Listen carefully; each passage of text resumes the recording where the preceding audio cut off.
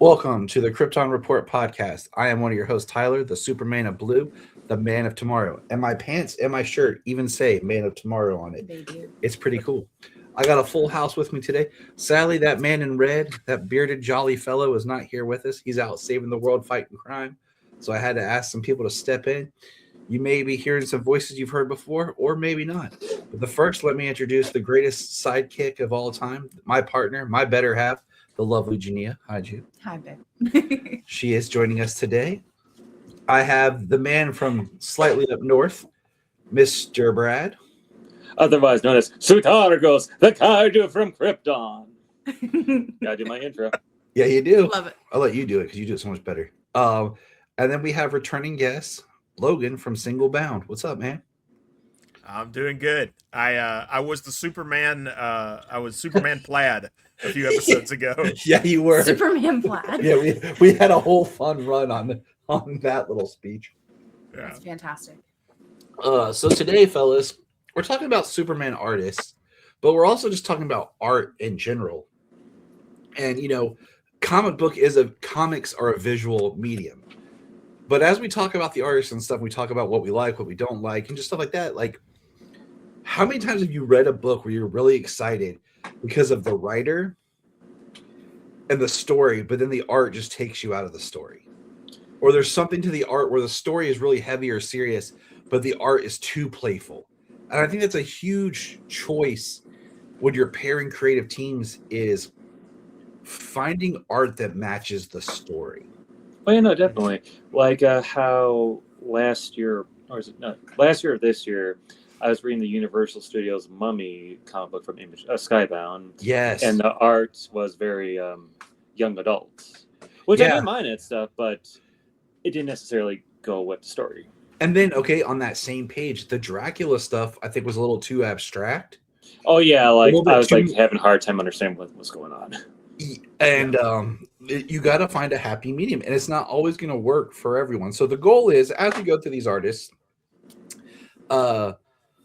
pick, up to 3 that's kind of your personal favorites. It's not a guarantee like these are my 3 or not, but like, what are 3 that you really identify with or you really like something about it? If you want to, Juju, there's paper and pens if you need to write stuff down. And JUNIA, why don't you tell everyone like your a little bit of history with art and why you said you wanted to be part of this episode? Oh, no, I'm really into art in general, and I think comic book art is absolutely amazing and beautiful. I love the different interpretations that are out there, but my history with it really, I think, just goes back to a love that I learned from my family.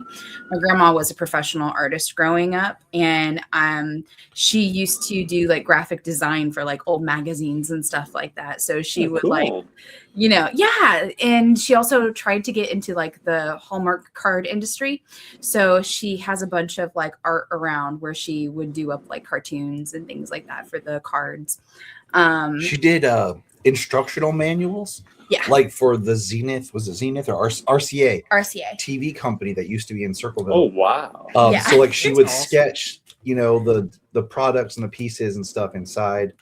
That's so cool. Yeah. So grandma, she was doing that stuff all the time. And I just grew up watching her, do art. And then she also kind of like taught me some of her ways. And I feel a little bit of an artist myself.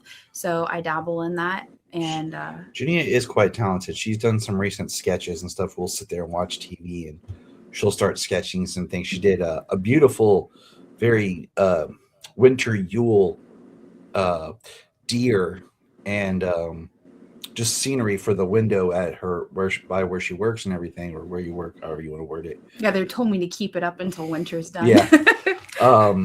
So don't let her play it down, but she has an eye for art, and it's something we've always discussed. So when I was making up my list, because I have my podcast planned until 2030, she said she would be in on this one, and so I was like, sweet, I didn't have to like beg her, So we got to start, and I'm doing this because I had a technical problem. Okay, so bear with me. I'm bouncing between 2 different computers.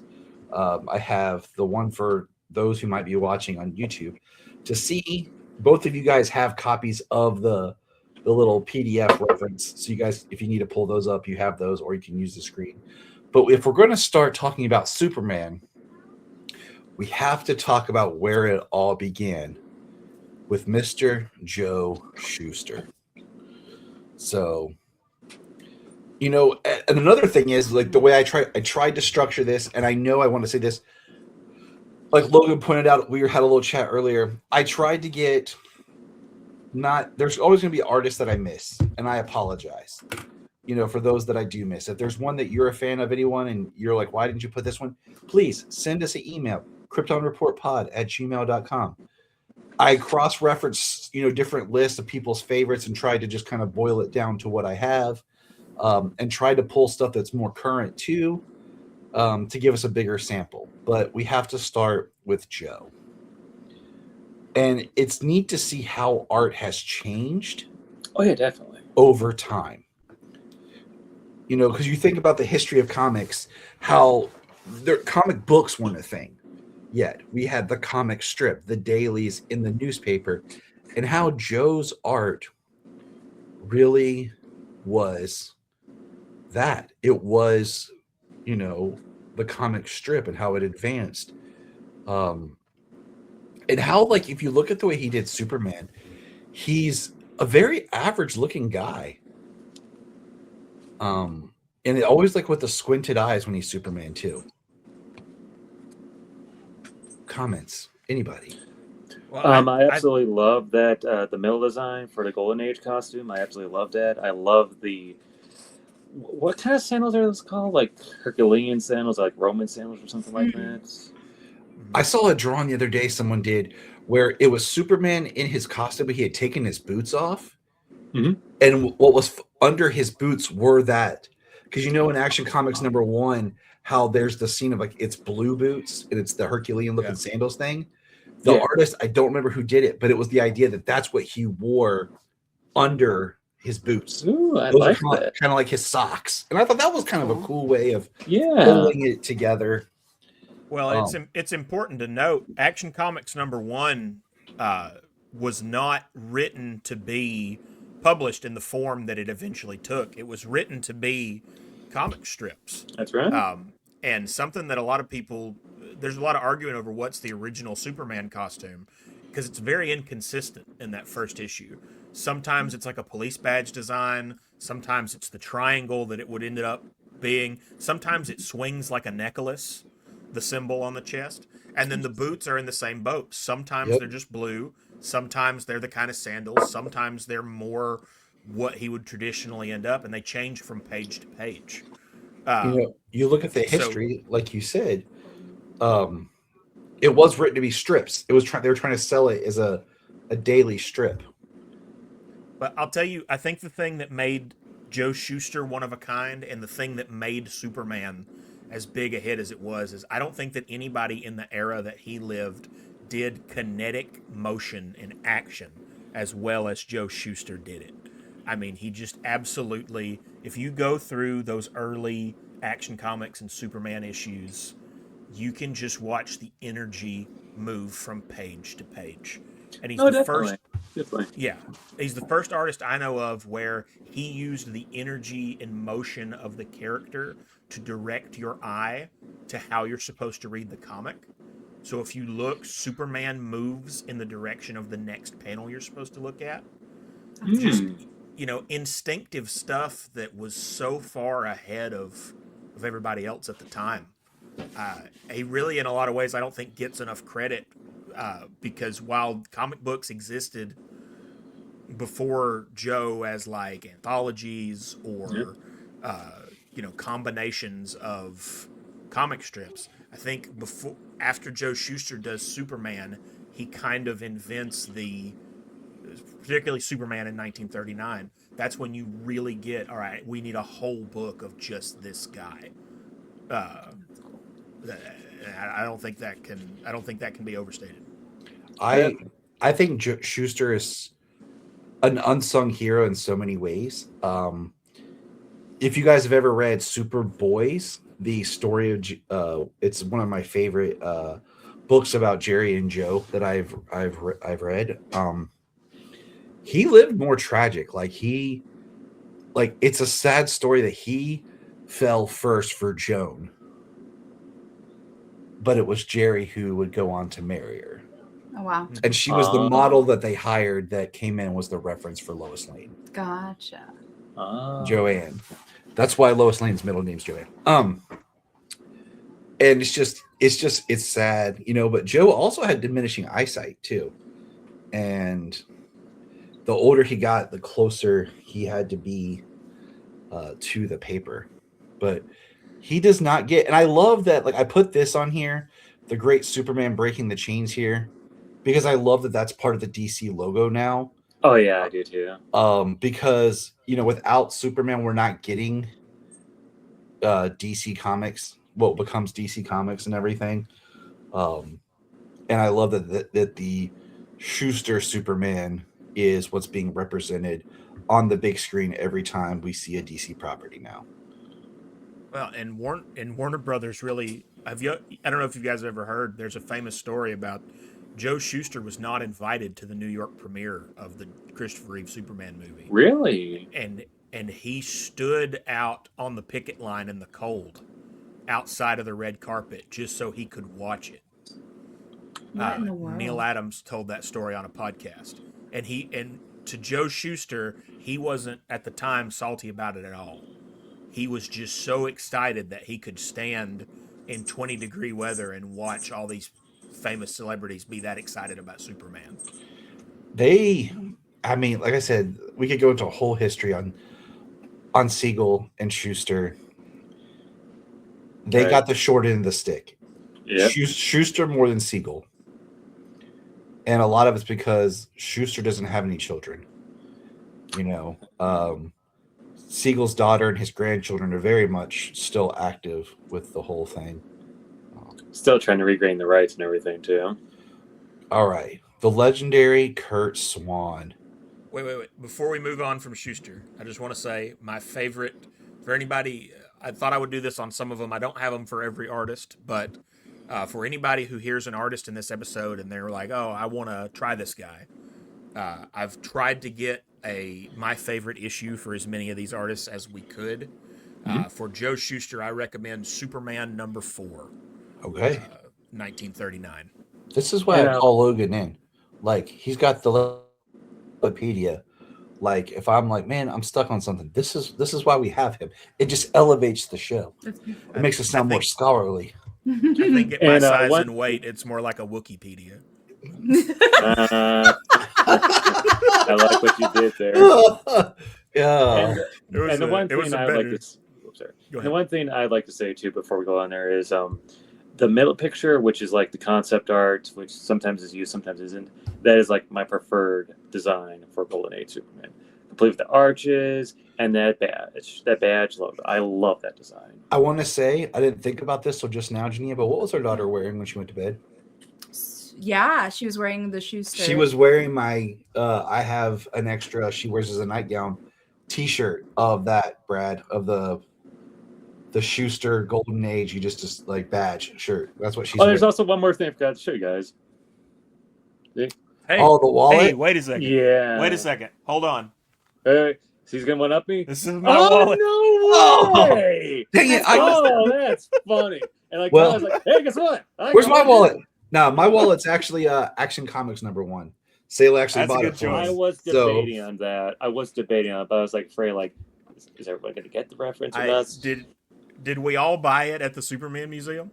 No, I got mine on Amazon back in 2022 or 2023. Sayla got her Christmas money. Okay, her Christmas money. Last year, yeah. And she went online and she gave me the cash to put in my bank account so she could buy some stuff. And she's like, Daddy, I'm buying you something. You can't argue with me. I said, baby, you can save your money. She's like, no, I'm buying this for you. And she picked it out and she ordered it and she bought it for me. So I can't complain about it. Not that I would, but I don't want her to use her money, on me. But she was like, no. So you don't argue with that girl. But no. Kurt Swan. As the mug rotates. When I think of Kurt, too. when I think of Kurt Swan, I definitely think Silver Age. Oh, 100%. That middle photo I chose because I actually have a framed, like old newspaper one shot of that image that my mother-in-law gave me one year for Christmas on the wall behind us. See? Yes. So I picked that one. But one thing I always loved about Kurt Swan's Superman was he still had, he was larger than life, but that barrel chested, that big, broad, just booming, and then Bruce Timm just kind of took that to the next zeitgeist. But I mean, what I love about Swan Superman 2 is there's a sternness, but a softness in his face. Oh, 100%, 100%.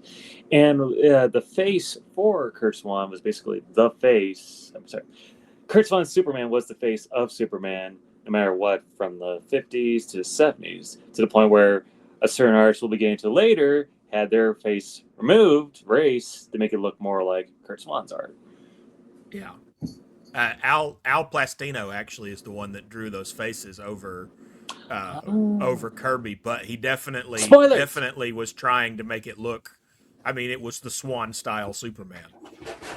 You said when you hear Kurt Swan, you think Silver Age, and that's true. But honestly, to me, when I hear Kurt Swan, I think Superman, and when I hear Superman artist, even though later we're going to do our top 3, and Kurt didn't make mine, but when you say Superman artist, I think me and a lot of other people think Kurt Swan. Like he just is. Would you say that he had the longest tenure? Yes, 100%. 100%. That's like 20 years. I'm just or more. That depends on if you measure it in length of time or number of issues. Because actually, I think Dan Jurgens might have passed him up. We'll get to Dan Jurgens. We'll get there. We'll get to the legend. Dan Jurgens is 87 to modern day. Oh, for a minute, I thought you were saying he was like 87. I'm like, dang, he looked good when I saw him in 2023. You're like, damn, no. Go, clean Midwestern living. But I was thinking, because Kurt during his time drew Superman consistent. We're talking about Jurgens. Like he won't draw for a while, but then he'll pop up with a book where it's like written and drawn by Jurgens. JUNIA on here. No, I actually am really admiring that middle picture that you were talking about because I love the color. I love the you said the softness in his face, and I really love the softness that's there. And the first words that hit me were bigger than life as well as soon as I saw it. So I feel like he's impressive. I even love like the first one here where you see Clark is kind of like below Superman. I feel like that kind of gives like a juxtaposition between the two sides of the character. And Clark is looking a little bit more meek and small in that image to me. And then Superman is just, like an amplified version of him. And I really like that. I like that he almost makes Superman look bigger. And we actually don't have any images here because there's kind of 2 tiers to Kurt Swan's careers. All of these are 60s era Kurt Swan. I think this one on the far right might be from the 50s. But when you get into the 70s and guys like Neil Adams come into the bullpen, you can see it light a fire under Kurt Swan, and everything goes up a level. If you ever get a chance to look at the art from Kryptonite Nevermore, from Whatever Happened to the Man of Tomorrow. Oh, yeah. Because I remember his face, like some of the face looked a little bit more detailed when Kurt was drawing in Kryptonite Nevermore. He goes up. Interestingly, I don't like the design of Superman that he does as much then, because it's more of the Neil Adams slimmer Superman that Christopher Reeve, embodies the best. Kind of that basketball player build. I very much prefer, as far as design, his older kind of John Wayne Superman. But that's a good way of describing it. Yeah. You can't deny that when you see that art from the 70s, it's like the old man in the room just wanted to remind everybody, hey, I'm the best. You know, That makes me want to talk to my dad now. Hey, Dad, guess what? John Wayne Superman. John Wayne Superman. my Kurt Swan issue before we move on. For those of you that Okay. What you got? is Action Comics number 484. That is the marriage of the Earth 2 Golden Age Superman to Lois Lane. That is just a comic that is I recommend to everybody wholeheartedly. It's the first time Superman ever had his identity revealed to Lois permanently. First time they got married. It is a gorgeous issue from start to finish. Everybody should check it out. All And right. a few things I want to say about Kurt myself here is he's what I think of when it comes to Silver Age Superman art.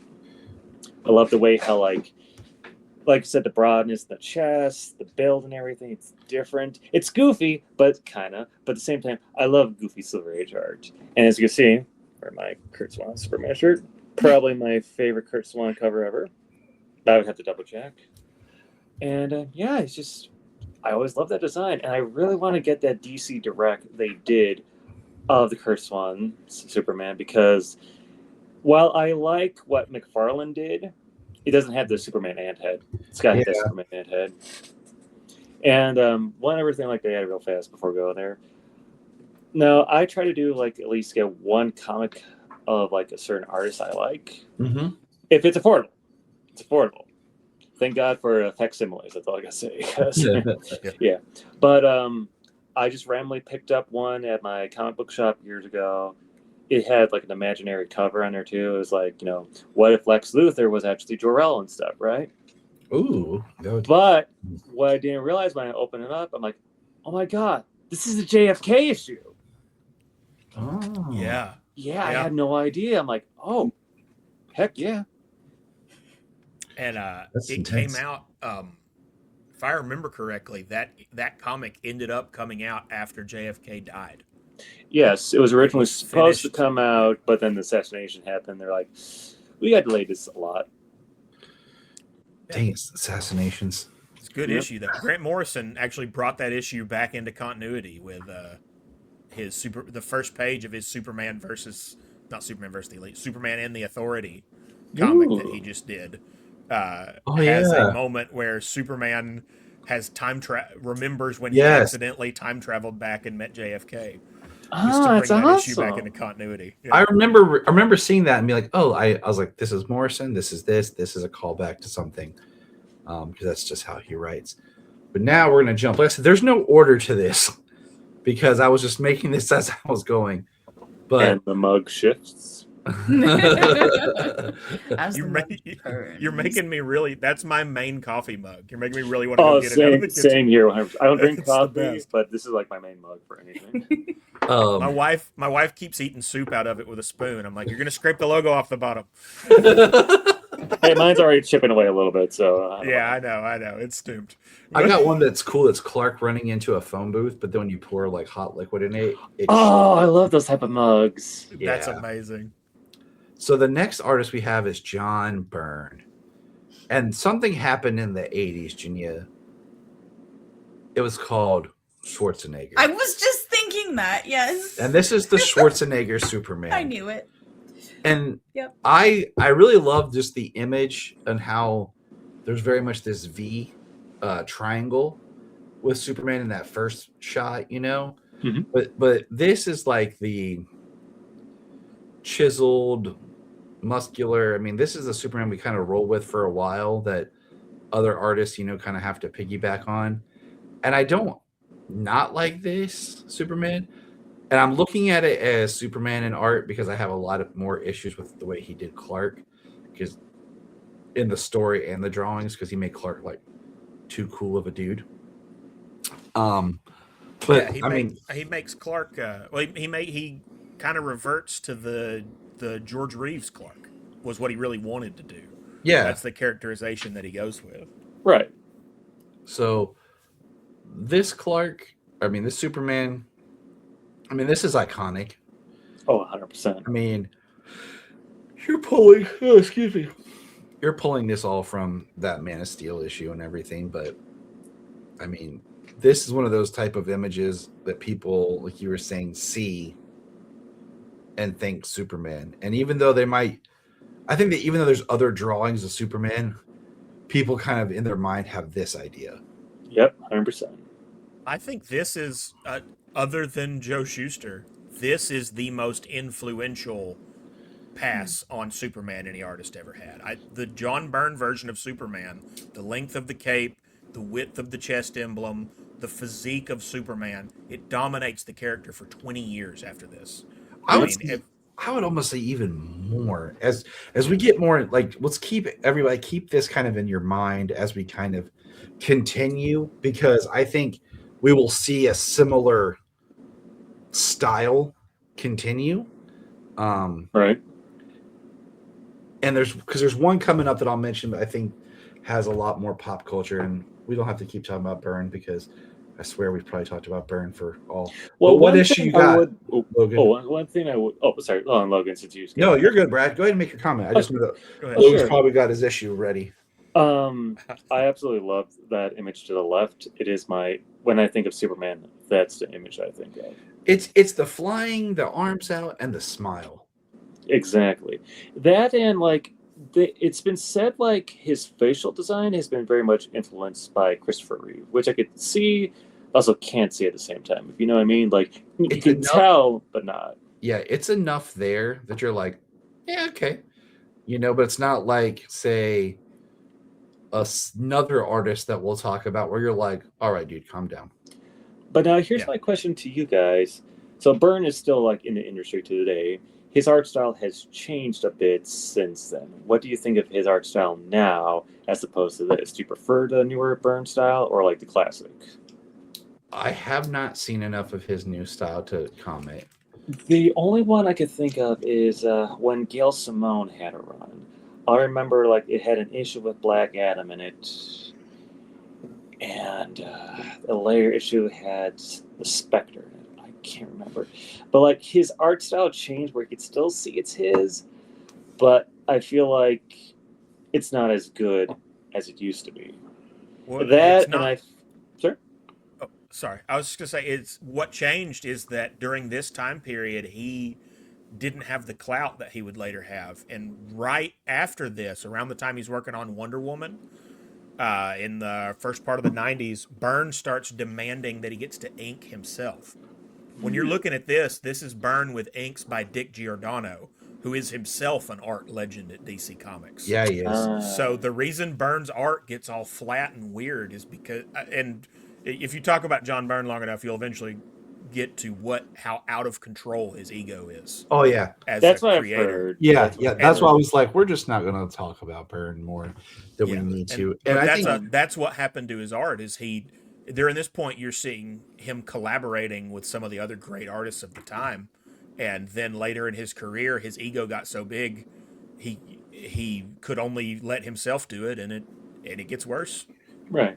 and That and I think wasn't the point where what's the word, peaked and then went straight down is when the point of his career where it went down, I believe is when Spider-Man Chapter 1 happened, because that's why I always hear they viewed Byrne as hell, he's the fix-it guy, he can make the origin great, and look what he did with Man of Steel. And Spider-Man Chapter 1 I haven't read though, but I'm told it's a terrible book. Yeah, it's rough. To me, the flashpoint for Byrne is his West Coast Avengers run. That's if you look at that, that's the one where at one point Scarlet Witch has babies for hands and not very well drawn. That to me is where Byrne, it goes through, and he's not terrible. He never gets to Frank Miller levels. yeah, I was but not going to you can mention see- him, but yeah. You can see the point in which Byrne realizes I can pretty much draw it. All of his characters start to look like the same guy in different outfits because he just knows he just doesn't have to put, or he's burned out. It's hard to tell. Nice pun. I would go with Burned Out, but the next one is Wait. Sorry, one other thing I forgot to mention. Okay. So sorry.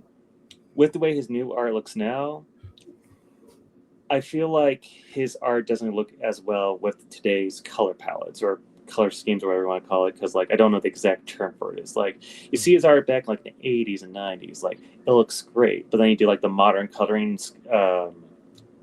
what's the word we're looking for?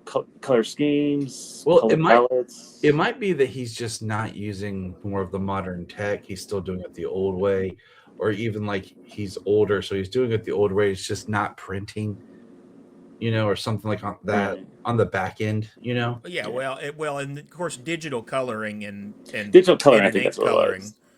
Digital coloring and pen and ink coloring are two completely different skill sets, and I think That's you see a probably lot of something older for that. artists. Of course, he didn't color. That's also that also gets into the ego thing though. Of like he didn't really color any of his stuff, even other than like stuff he uploads to his page. So when you're looking at here, this coloring, this is the best at DC getting to help him. Whereas now, when Byrne puts something up online, you're just seeing like what Just him and Apple Pen can scratch out.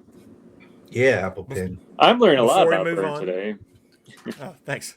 Before we move on, favorite Byrne issue, Man of Steel, number 5, his introduction of Bizarro, one of my top 5 favorite single issues of a comic ever, one of the comics that inspired me to have a podcast about single issues of comics. Oh, that's And awesome. if you ever meet an alien who's never read a Superman comic, this is the one that you give them. It has all of the notes of every Superman story in one succinct 24-page zip. That's what I'm going to do if I meet an alien. That's the first thing I'm going to do. Not That's like exactly what I would do. First thing I'm going to do if I meet an alien is, can you give me powers? What have you been hosting this Great American podcast Hero. for 10 years if the first thing you would do is not give them a Superman comic? That's Come my on, second. man. That's my second. My first thing is, can you give me powers? Because then I can be like Superman. Or I'd end up being like Jimmy Olsen and turn into a turtle, but whatever. Maybe you bribe him with the comic first, and then he's so appreciative. That's the key. So the next one needs no introduction. I almost threw up his, 7-year-old drawing on here for fun, but Oh, hey, that's like the perfect way to show like how much he evolved. Like, I use that in encourage your kids to be artists. I use that in school to just kind of talk about, like, when I was subbing one time for art, just about not giving up, is like just keep working on your skill, and what you're good at. I do the same thing with the kids at work too. I like show them like, because like one of the kids we had at my daycare, he's like 10 or 11. He's really, really good at art and stuff. And I keep on telling him, like, go to an art college, go to the art college. And one of the things I showed him was Alex Ross, his original drawing, how he is now. Right. It's just Alex Ross's style is photorealistic in painting. One book I want to reread and cover on the podcast we've never done was his Justice. Ooh, I love Justice. So that's going to come up here. I haven't read it in a very, very long time. Same here. But I mean, he has his models, his references. He always does his, like, when Alex Ross, the thing is, him and like another artist we'll talk about, that is their Superman. Like, anytime they do Superman, they do their Superman. And I mean, it looks real. The cloth, the color, like, I love the Krypton exploding. The shirt rip. He uses model references. Yep. And he draws it and paints. Junia, comments on Alex Ross. The saturation of color just gets me with it. From the skin tone to the suit to just all of it is just absolutely, it's dynamic is what it is. All of it's extremely dynamic. Even the textures that he gives. And I mean, gosh, the neck, his neck in that shirt rip is just insane. The shirt rip, I can look away, then look back and have to do a double take to make sure I'm not looking at a photo. Yeah, it's beautiful. Yeah. It's absolutely beautiful. I don't think, and of course you guys can correct me because you guys are more experts at this than I am, but I don't think that there's anybody out there that does art like Alex Ross does in the comics. 100%. I was actually just going to say that, like, his art is unlike any other comic book artist out there. I mean, yes, we've seen like other artists who do some like paintings before, but I know we're going to see a few later on here. And I know there's that one guy. He did the character designs for Iron Man for the MCU, as well as Artie Gronov. thank you. What you said, I don't remember. That was a name always for me. AA, I think, or AG. We'll just say AG. He's like good, but like Ross is just like, no pun intended, like something out of a different planet, like out of this world. Yeah. I should say. The thing And he's a very nice dude too. Like I met him back in 2015, 2016 when he was doing something for like an art display in Chicago. Very nice dude. Very cool. that's cool. That's awesome. I think one of the big things that I see with all of his work, not just with Superman, but just in general, like he always finds the light. He always like has the characters finding the light, and there's just something special about the way that he uses light in all of his pictures. So I love it. So, what are your guys like favorites? What do you think is the best Ross issue he's done art wise? Yeah. Sorry, guys. My timer to tell the kids to go to bed went off. My bad. It's all right. And let me for hear me, your question like- one more time, brother. Oh, sure, no problem. With Ross's various works with Superman, doing interior art, not cover art, but like interior art, what is your favorite of his? For me, I think his work on Justice is his best work. You get to see like all those Silver Age designs done in his art style. You get to see like all these characters like colliding with each other, and the coloring, the lighting, and everything it looks so freaking cool. Yeah, I spoil. Well, I can go ahead and tell you. I think his best work is Justice issue number 4. Oh. that was the one that I picked for Alex Ross for this one. And Is that the one where like all the various Superman villains gang up on Superman? Yeah, Solomon Grundy, Bizarro, and I think Grodd gang Paris- up on Superman. Metallo's in there because I remember Yeah. that, and I'm And- pretty sure Parasite's there too. He does a and very interesting design for Parasite too. Yes, he does. He does. Inspired by, we'll get to Al Plastino later, but very much there it is. referencing Al Plastino's original design in vivid detail. But yeah, Justice number 4 is probably just because I'm a huge Super Friends fan, and Justice is the Super Friends as a, with Alex Ross Of course, I got doing the- the inks. I think Jim Kruger does the pencils in that one.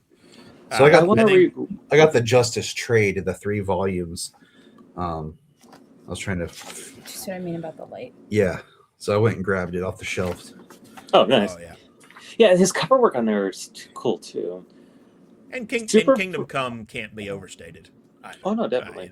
And Marvels. Let's not forget Marvels. Yeah, I bought Marvels when Yeah. they see JUNIA is pointing out to me in the book about how he finds the light and utilizes the light in the. Yeah, you know what, guys? I'm gonna we'll probably before the year's up, we'll end up reading this book, guys. So Say just when. yeah, we'll throw that on here. But But yeah, that's beautiful. I feel like that comic is super underrated. I think Okay. a lot of people Oh, yeah, haven't no, read it 100%. because the Hey, I'm gonna release share- schedule was so delayed. I'm going to share a quick story about this one. So the book you're holding, Mhm. I bought the day I met you Aww, that's Yeah. cute. because it was Love the it. bookstore in the mall had buy 2 trades, get 1 free. I bought Justice number 1. They didn't have number 2. I bought Kingdom Come, and I bought which I bought it more for the art, was the Jim Lee and Frank Miller Batman. All-Star Batman. All-Star Batman, yeah. And then I Oof. had to track down book 2 and order book 3. But yeah, Nice. a little behind the scenes there on Janine and I's relationship. But Oh, that's cute. all right, number 3 or number 4, wherever we're at. Funny how you just mentioned Jim Lee. Yeah. So Jim Lee. I picked the images that I picked for a certain reason. First of all, Jim Lee, we could stay here and talk all day, revolutionized, I think, comics in a way and brought detail, because there's always the inside joke about, drawing the tread on Batman's boot. But what I picked out, that Action Comics 1000 issue in the middle, I think the cape is atrocious. I don't like the shade of blue he used. I think it was interesting that they put Superman back in the trunks. Oh, but I they was so left, happy when they they brought that left the back. cuffs on his suit, which I thought was cool. But I think that cape looks extremely flat, and it almost feels like Jim phoned in the cape. Yeah, And Yeah. I tried to pick more traditional Superman for Jim Lee instead of picking of course he did the first sketches for New 52 and for Rebirth. But once again, his Superman is great, yes, but it's very much in that burn body style. Yeah. Like we were talking about, like that physique style kind of stays there, and now it's just kind of his take on that. Not putting Jim Lee down. He can draw circles around me. He could draw stick figures better than I can. He can draw a circle better than I can. He can draw a straight line better than I can. He could draw a dot better. He could have no legs gonna- or no arms and use his mouth and I'm draw going to better push than back me. on that though. I don't think if you put a gun to Jim Lee's head, he couldn't draw a straight line. So what you're saying is I have a chance. I'm saying I like everything else you said. I think he's got you. But if you ever look at Jim Lee's pencils, this man cannot just put a pencil down and go. It is just Because all his is everyone definitely more is sketch. yeah. Everything is made. It's one of the reasons he had trouble getting into Marvel in the first place. He talked about it on Kevin Smith's podcast. Back when it was good. Back when it was good. Because do what? Back when it was a good podcast, when it was Fat Man Yeah. on Batman. Yeah, And it back before started with- Fat Man got skinny. Yeah, when it became Fat Man Beyond, back when he sang the theme song about punching turkeys in their face. Punch them in their turkey necks. Yeah. Yeah, that was the good old I mean, days. That was the peak. But he, because of guys like Kurt Schwan, clean lines used to be the name of the game. Jim Lee never won't do a clean line. And you can, which I think reveals that there are no hard and fast rules in art. I have mixed feelings on Jim Lee. I do have 2 big Jim Lee posters up in my house. One of them is that this one in the bottom left corner here where he's standing on the gargoyle. I also have a statue of that one on my desk at work. So I like the guy, but he's far from my ideal Superman. And that's I think I was gonna say what you just said points out why we're not doing like a ranking Superman artist, because art is way too subjective. We're Yep. talking about them, and then we're gonna pick which ones that talk to us. I think Jim Lee's Superman to me is way too aggressive and dour looking all the time. Yeah. His Superman when someone says Jim Lee Superman, I immediately think of glowing red eyes. Every time. Yeah. for me, it's gritty. Yeah. It's kind of like a grittier version of Superman. And I think that would translate really well for characters like Batman, but I think Superman is very much more of a clean line kind of character, So I see what you're saying about it. And he Yeah. broke in. You gotta Jim Lee's style. If you look outside of it, he broke in doing the Punisher War Journal, right? Yeah. He moved into the X-Men, and then he became the king of edgy '90s comics. So Yeah. really, Yeah. this is not his wheelhouse. Right. Okay, so if Jim is the king, would you say Rob is the fool? Yeah. Oh, that's good. That's good. That's good. While I'm Also, talking, my Lee favorite on the Jim mug. Lee. Oh yeah, he's on there. Well, he's the king of DC Comics now. So Right. Yeah. that's if you want to know why there's so many Jim Lee posters in my house, it's because for every one poster DC does of any other artist style now, they do 4 of Jim Lee. Right. And I don't know if that's because he gets to pick who gets the royalties and he'd like to have them, or it's Yeah. because since he's the president, he lets them have them without the royalties, so the posters are cheaper. I don't know what it is, but you, like I said, it's damn near 2 for 1. You're gonna get 2 Jim Lee posters and 1 of anybody else who's ever done Superman. Interesting. All right. Having said that, my Jim Lee issue is Superman Unchained number 8. Oh, Absolutely Ooh. incredible fight. Somebody who tells you that Superman can't be interesting because his power level is too high, I encourage you to hand them Superman Unchained number 8, because it'll prove them wrong. I do like Jim Lee's art style. Don't get me wrong; it's great. It's iconic to itself. The face is like you guys say, he looks a little bit too mean, angry, gritty, stuff like that. Stern. Stern, thank you, Even Stern. when he's trying to make him look smiley and happy, he still looks stern. Yeah, because like as much as I love the cover for Action Comics 1000, I mean, we brought the Trunks back. I've been asking for them to come back since 2011. They did. It just some of it seems off. I don't know what. Is it the cape? No, it's like the face, like in the face, like I can't. Yeah. Because I mean, Even, I coloring, all even that. then, it's a different. It's Jim Lee drawing, but it's like it's different than his other Supermans. Like he's Right. trying to adapt it, make it like it's a different. And then, Well, I'll tell you guys this, because Tyler has put it there for us. This has been a theory of mine for a long time. I think it's his face. ooh, Look at him. Yeah. Like I'm getting I too had close to a camera. friend point out But to me a yeah. while back that I had a friend who is an Asian guy I know from the toy collecting community. Mhm. He's a Korean, and he was like, Jim Lee always draws Superman Korean. And I was like, what are you talking about? And then I got to looking at it and look at the eyes, look at the face. And as I was looking at it, I don't know that he's drawing him intentionally Korean, but I do think he's drawing him intentionally. I'm never gonna look at it him. the same way again now. Yeah. I'm cool with that. I think it's interesting because if we were to look back at the other artists that we saw, I kind of saw a little bit of them all in each of their Superman. I mean, look at Superman right Well- here, and then think back to Alex's Ross's face that we just saw. Yes. I was Well- about to say, though, Alex Ross has a real problem early in his career. And he's gotten better, particularly when he started working with Jim Kruger. But if you go back to early Alex Ross art, Yeah. not only does Superman look like Alex Ross, every character looks like Alex Ross. Interesting. Wonder Woman looks like Alex Ross. Yeah, that's what I was just gonna Like- say. There's that whole like, if joke you look at about the like facial some of the structure. women characters. That's funny. I'm just Yeah. gonna say this: if I was a drawing, I would not be putting my face on Superman. Like, nope, nobody wants to see I that. wouldn't either. Nope. But I mean, Schuster did it I- too. If you look at the original art that we saw earlier, there's even a bit of Schuster in Superman. I find it interesting. All right.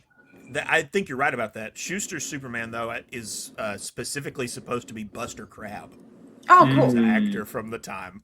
Nice. I think So, he was, quick I think he was question Flash for Gordon. the images we're using for here. What was the name? It's bothering me right now. What was the name of the book Jim Lee worked on with Brian Azzarello? That was the For Tomorrow. For tomorrow. Thank you. I was trying to remember that name because, like, We're gonna I'm be doing thinking that about one the images here with the red soon. eyes from it and everything, like the fly. I'm like, what's it called? What's it called? Thank you. We're gonna be doing that one here soon. Okay, so our next is the legend Dan Jurgens, and we talked a little bit about him earlier On the about mug how. right here too. I mean, how could you AK. not? Like, we're all. AKA Kurt Swan for Millennials. I mean, yeah, exactly. I mean, he came up in the late 80s, the 90s. I mean, he's the man that created Doomsday. I got two Yep. comics signed by him right there on my wall. You know, Nice. I had a great conversation with him about how important it was that the year that John Kent was born in the comics, 2015, was also the year that my son was born. Oh, So, Beautiful. you know, but I picked the images I picked as I wanted to show kind of Jurgens back when he was doing the books early on, a more recent Jurgens kind of doing Superman in different time periods, and then Jurgens drawing Superman now for the cover he did. I really wanted to point out that Jurgens has his style, but he also like can draw Superman at any time period and it feels alive. And I think he still feels current. You know, we were talking about how some artists like they have their style, whatever, and they just kind of like it's that. Like, I think Jurgens' work still feels modern, even though it's been like, I mean, I've been thinking about this a lot too. Is thinking, you know, not only has Jurgens done Superman for so long, how many changes has Superman been through while Jurgens has been drawing? ooh, yeah. Like Because we got the beginning. Well, I Electric Blue. Yeah, I went to pull like his drawings and stuff, and you know, it starts with traditional Superman, but then we get into we got black costume, all the stuff that happened, you know, in the 90s, but then you get into Crisis, Infinite Crisis. Then you get in the New 52, you get into Rebirth. That's right, New 52. And that, so like Jurgens is drawing Superman with all these changes that have happened to where his costumes changed, his style has changed, but it's still Superman by Dan Jurgens. Didn't he also do some like Elseworld titles too? Like I feel like he did. He's been there for so long. Like, yikes. The whole Tangent universe is Dan Jurgens' baby. Right. Wait, no. Superman Inc. I think Dan Jurgens did Superman Inc. Right? That's the one where like Superman's a basketball player. I don't know about that one. I don't know. I'd have to look that up. What? Logan don't know? Oh man, no, Logan smart. don't know. I stumped you, Logan. Haha. I feel smart for a split second. But we're gonna keep on moving because Good story, by the way. Can I just say I absolutely love the cape there in that cover though, because that is absolutely beautiful. The way that the cape is falling and stuff behind it, like I just think it's lovely. it is lovely. I like how it frames him. Yeah. It's not blowing behind him. It's draping almost like, his hand is on his head and he's down. And it's like the cape represents the same kind of feeling of being covered Yes. and being protected compared to everything else where we see a very flowy cape. Yes. We're going to keep moving or we'll be here all night. Let me say one more thing before we move on. Yep, you're good. Dan Jurgens, I'm going, it's a little obvious, but Superman 75, Death Superman issue. Oh, 100%. Every page of that comic you could frame and put on your wall. A couple of them I have. I have a thing that I propose that I would love for DC to have done. For the next anniversary for the death of Superman, which will be next year, I think, the 35th anniversary. Maybe. Yeah, 92. Yeah. I would love for them to, because the last issue, how every page was a splash page, was for that year, do 2 alternate covers all year long and have different artists do every cover. And that cover is a panel. And then they release a book at the end of that final issue, but each page was by a different artist. God, I hope Paul Kaminsky is listening right now. Nobody listens, but they should. And the Put one them out thing there, guys. I listen. I And the one thing I want to say with Jurgens too here is, in addition to that awesome Superman Through the Ages picture right there, which I got him to sign at GalaxyCon 2023 when I met him, which is awesome. Crisis at Hand is an underrated story. And the funny thing, it came out a few months or a month or two before the death of Superman started happening. Mm-hmm. And when I read Powerless, because I always thought that'd be interesting, topic deal of Superman dealing with domestic abuse and he's powerless to do everything. It doesn't hold any punches back or anything like that. It's very real and stuff. Even actually goes back to Action Comics #1 to an extent, or Superman #1. And I'm surprised not a lot of people talk about that issue. Let me start. I'm sorry. I'm going to be getting to it sometime on one of these podcasts I do. Oh, hey, bring me up, and I'd definitely like to discuss it with you. Unfortunately, Dan Jurgens is one of those guys where when you're trying, and Kurt Swan's in the same boat when I was trying to pick my Kurt Swan issue, you start trying to think, what is the best Dan Jurgens Superman issue?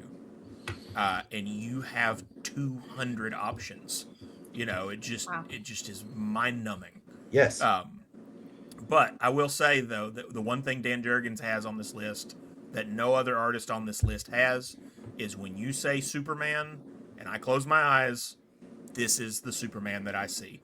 Part of that is my age, yes, but there's also been a lot of Superman artists in the time that I've been alive, and only one of them does that. And if I remember right, Jurgens' art was used for the Superman roller coaster ride at Six Flags. Because you see these big wooden cutouts of it and everything. So Jurgens, I think that's Jose Luis Garcia Lopez. You mean the next person we're talking about? Yeah, perfect time. Yeah. See, I was waiting for the setup. Because this was the other artist I was talking about that he made a book of DC characters. This is the Superman I remember, and you can still find on stuff nowadays. Oh, 100%. They just took his art and just marketed it on merchandise everywhere. These are the since you mentioned that, I'm going to pull something real fast. These are the Valentines that I remember getting as a kid. and everything with Superman on it, and we gotta get Valentine's for Sailor for school. Just kind of be like, because I remember her teacher sent out a thing. Parenting never ends. Yeah. But this is like, I mean, that right there, because that first image of Superman, and I don't know why some of these came out so grainy in the images and stuff. Right. It's like the cutout that's in front of the Superman museum. Yeah. And speaking about that image, see? Yeah. Yeah. I Exactly. have that figure. That to me is the best Superman figure ever made. Although Yeah. I do have a bone to pick with it because it says Superman Silver Age on the side. That is a Bronze Age Superman. Jose Luis Garcia Lopez is a Bronze Age Superman artist. But that's not the figure's fault. It's perfect. And It's the box's bronze, fault. the Bronze Age is one of my biggest like areas I have not yet read. Because, same here, 100%. and it's because I'm building up to it in reading through the different facets, and I'll get there. I'm in no rush. I got to go into the least. Plus, a lot of Bronze When Age stuff isn't really when you captured dip your yet. sorry. So when you dip your toe into the Bronze Age, you should read DC Comics Presents #1 by Jose Luis Garcia Lopez as my pick for this one. Is It's that a the team up one? between Superman and the Flash. It's incredible. Oh, okay. I think his art is iconic and gets sometimes overlooked because it is so, I don't know the word I want to say. It's softer. Like it has that similar, I know his art was before Byrne, okay? All right. But is where it's almost like Byrne took this and then made it more chiseled and hard, where Lopez's looks not like a fit man, okay?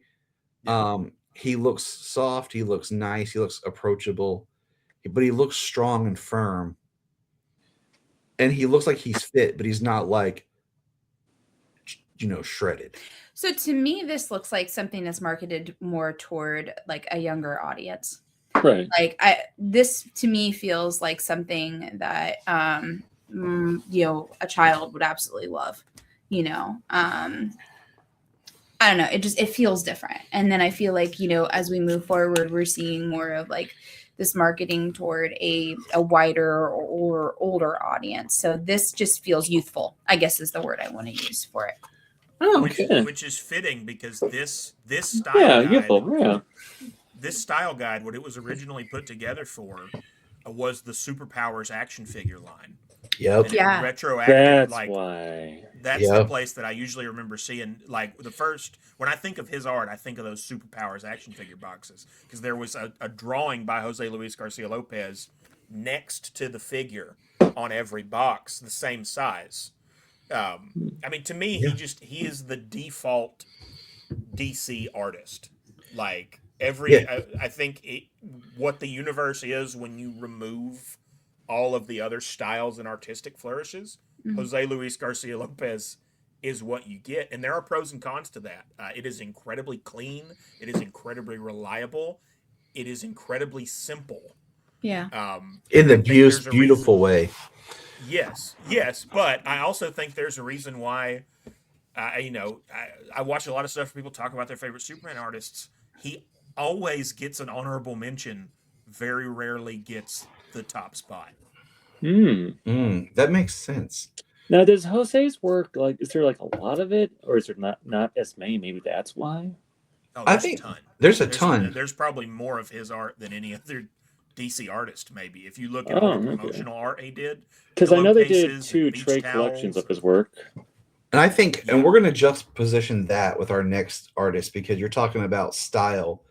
And this is an artist who has their own style that they would not be your go-to for everything.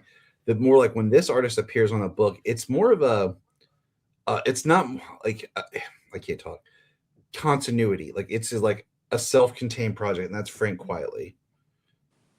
I'd say this is the opposite of JLGL in every way. Like that, whereas his is like just what the character looks like without any outside impression on it. This is so much outside impression it almost overshadows the character. Right? When I look at this, I see Frank Quietly before I see Superman. I love it. Don't get me wrong, but his style screams out of this. It does. I like his style, but it works, like I said, for the story you're telling. It works in a great trade. I mean, I put the the image, the cover from All Star, um, in the middle. That's the trade that I have because that is like being a Superman podcast. Of course, when you say Frank Quitely and Superman, that's where you go. And then we have a recent cover he did as an alternate, and like the way he does cloth, there's a certain way he does cloth, and sometimes I like the way he does faces. Sometimes certain ones I'm a little Right. on, but he has a distinctive style that I appreciate. But I wouldn't want that for my weekly super or monthly Superman book, like my continuity story, where I feel like I need more action. Like Quietly's art, it lends itself to beauty, but it's not art for action, I guess you could say. Hmm. I mean, he does have some great scenes, but like when I'm reading, and I'm thinking like I've read some of his X-Men that he drew on and everything, but mainly I think of All Star, and the way he Right. tells his story in there. So And All Star is my pick for this one. Specifically, All Star number 6. If you want a specific issue, but really just read the whole trade. The whole book is by Quietly, and it is all top notch. But I agree with everything that Tyler is saying. Like this again, this is when I look at this, this looks like Frank Quitely's Superman more than Exactly. just exactly, Superman. exactly. This is Frank Quietly because I mean, what I appreciate too is like I like that way Quietly did the trunks being more like the shorts, which is what inspired the most recent film, more like Yeah, so I was just gonna say, like, I feel like James Gunn, because you and me and Tyler were discussing this before we started recording. I feel like James Gunn, when they were designing for the suit, took a lot of inspiration from Frank Quitely's artwork. Because, like, you see muscle, but it's not like as detailed as like Henry Cavill's costume. A lot was made of that, but and we'll talk about it later. But I think there's another artist further down that when you look at how he drew the suit, I think Rags Morales was yes. hugely influential on the movie costume. All right, we're gonna keep moving here because we still have a lot of artists to go through. Yeah, and we could be here all day. That's how we roll. And my wife's like, "Hey, I agree to be on this thing, but not all night." I'm looking at more of Frank's work. I know you are. So. I'm just playing. I joke too much. My wife's rad. But then we have Gary Frank. Now, Gary Frank, I think is an amazing artist. Okay, I love what he's done with Jeff Johns.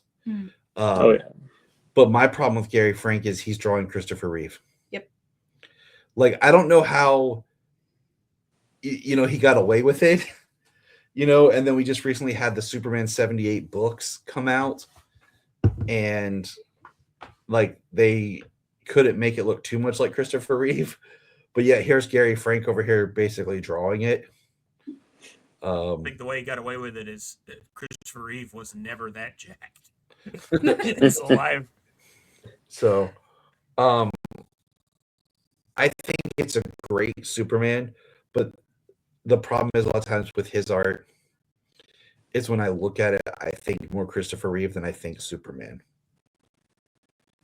And I don't know if that's just because of Jeff Johns was the writer, and Jeff Johns is definitely a Christopher Reeve Superman guy. And he worked with Richard Donner too. I was about to say it was co-written with Jeff Johns and Richard Donner. Well, the one run was, but when you get into the Brainiac series, I believe they plotted. I believe they plotted all of that run together up until the Legion stuff. I think that Donner only gets a credit on the first one because he moved on to something else. But didn't Donner also hear work Johns talk about it? Didn't Donner also work on the Escape from Bizarro World book too? Yeah, I think so. Yeah. Yeah. Well, and how much he worked on it is I may be overblown. I think he and Jeff Johns probably had dinner, and they talked about what would be cool, and then Jeff Johns wrote what they talked about at dinner. I think it's probably Richard Donner was one of those people I always wanted to meet, and not even just separating him from Superman, like Lethal Weapon, man, like what he did with those films, and I mean, even my mom loved Conspiracy Theory, so I watched that movie a lot as a child. So I learned about the Catcher in the Rye. Timeline was good. That was one of his more modern, Love direct. Timeline. So Timeline Defender. I just feel like Richard Donner did an amazing just as a director. Period. Without outside of his Superman work. Timeline is the only movie you will ever see where a man gets his ear cut off, and when he gets his ear cut off, he cheers with happiness, and so does the whole crowd.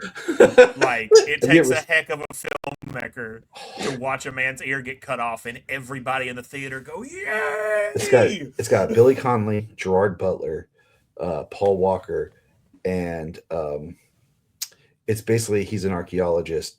Wait! Don't tell her the end. Don't tell. I'm not telling her the listeners end. Listeners that might not have seen it. But I'm just going to tell her that they find a wormhole, basically, that times travel to a certain part in history. Yeah. And they can't. It's Great cast. It's based on when they're digging, because they're archaeologists and they're uncovering it. We got to watch it. By the way, I absolutely love this middle image from the neck down. Yes, from the neck down. Yes.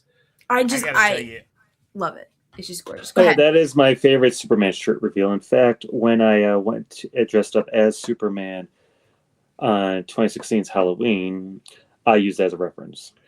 The one that I liked, I kind of just because of just me, was I really liked the shirt reveal in Superman Earth 1, because he's got the hoodie on, and I recreated. That's a good one too. I recreated that in our kitchen one time.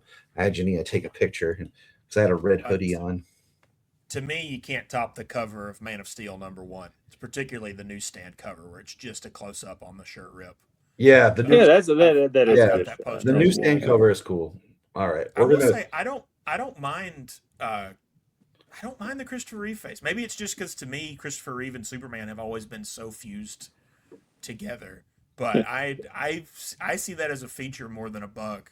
Yeah, I don't mind the face either. My pick for Gary Frank, Superman Secret Origins. Particularly issue 4. But again, that's one where just read the whole thing. Well, see, I like Gary Frank stuff on Doomsday Clock too, which I'll be talking with our friend Perry Constantine about Doomsday Clock here soon. Doomsday Clock. And wasn't there, like, I remember years ago someone was telling me there's like a joke saying like Gary Frank draws creepy smiles. Do you guys feel that? There are a couple I could see. If you go back and you look through, there's a couple of just like awkwardness, but I think that's any artist really. Our next artist, I was gonna say, is a step backwards. And if I'm not mistaken, would you guys, Logan, you're the efficient here. Jerry Ordway is more Bronze Age. Am I correct? I would say Jerry Ordway would be Iron Age, because he comes in '86 with Byrne. Okay. Prior to that, he does a little bit of Bronze Age stuff on like the All-Star comics with the JSA. Mm-hmm. But when you're talking about Ordway on Superman, really it starts in '86 and runs through the Triangle era. And this is should I spoil? Is it okay to spoil my top 3, or are we saving that to the end? This is my favorite Superman artist ever. I think there are other artists that do specific things about Superman better, but I don't think there's an artist that does the totality of Superman's world better than Jerry Ordway. The transition from Clark Kent to Superman, the shadows on the costume, the physique of the character, the drama and the storytelling of from panel to panel. I think Jerry Ordway does the ins and outs, day-to-day life of Superman better than anyone else who has ever touched it, in my opinion. Shockingly enough for me with Jerry's work, I don't really have much experience with it just yet. I mean, outside of like Death of Superman, World Without Superman, and Reign of Superman, and Return of Superman, and whatever was collected in the John Byrne trades, there's not a lot of this work I've checked out yet. He's in the John Byrne trade because that's right. Avengers of Superman issues here, but he actually is not in Death, Reign, and I think he's right at the beginning of Death, but then he leaves the Triangle era books and is replaced by Carl Kessel, I think, Tom Grummett. The picture of him with the eagle, I have a book with that. But our next one, we're going to go back Love that eagle cover. Too, by back. the way. Wait. My Jerry Ordway issue Uh-huh. is Adventures of Superman 480 from the Eradication story. One of the best drawn Yep. comic book fights ever. All right, fellas. Okay. Wayne Boring. Right here on the mug. Yep. I feel like Wayne Nice. Boring is like Kurt Swan before Kurt Swan. Like it's Yeah. like there's similarities there. But it feels very much more in line with like it reminds me of George Reeve. I was just gonna say that. I was gonna ask you the timeline specifically on, when he was doing things, because it looks like George Reeve to me.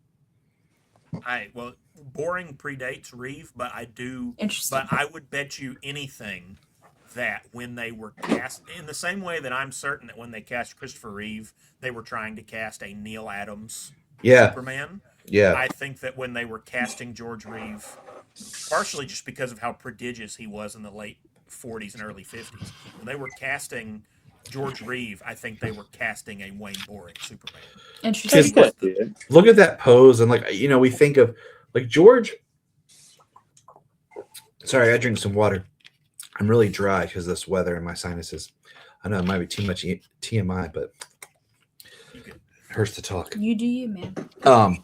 George was fit for the time era, and I feel like that's what we see represented, and I think that's also what we see as we go through art is what we culturally reference as being super or powerful. And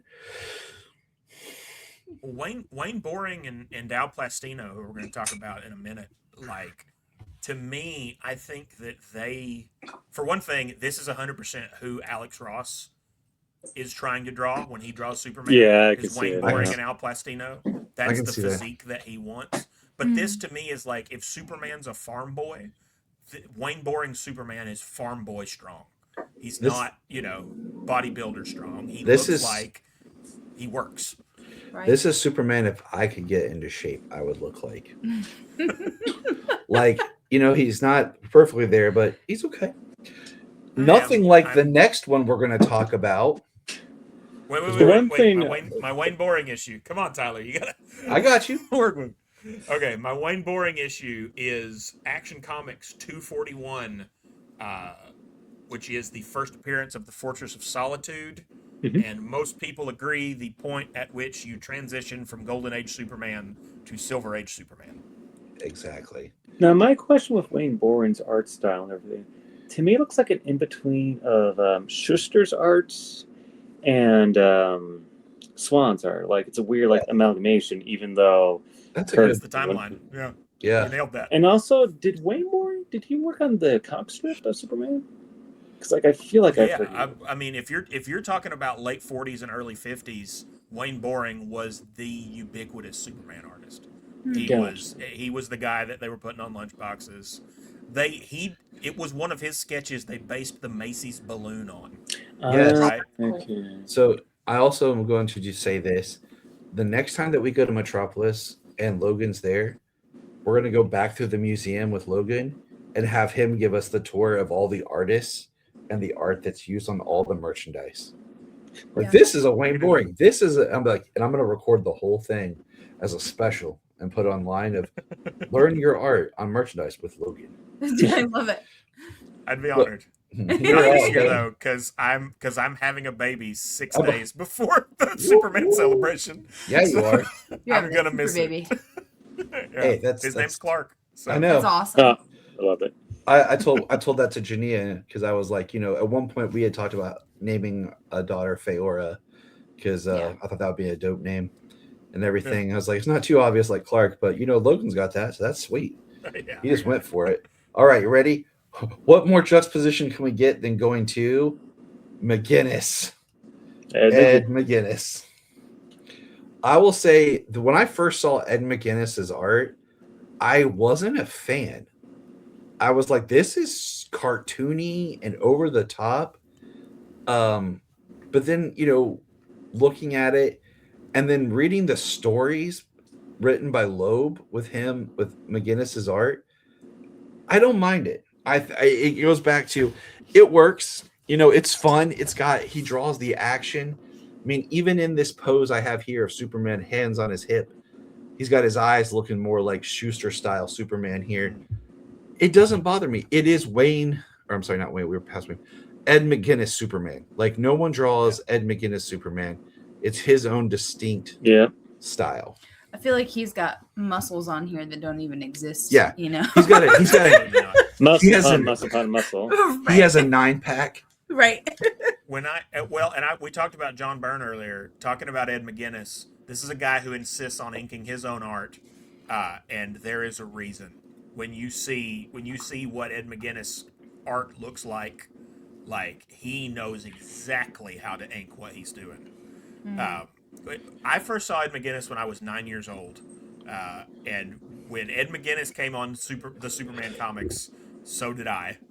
And at that time, I thought this was the coolest thing I'd ever seen. He has not stayed as highly ranked now as he was when I was 9. Right.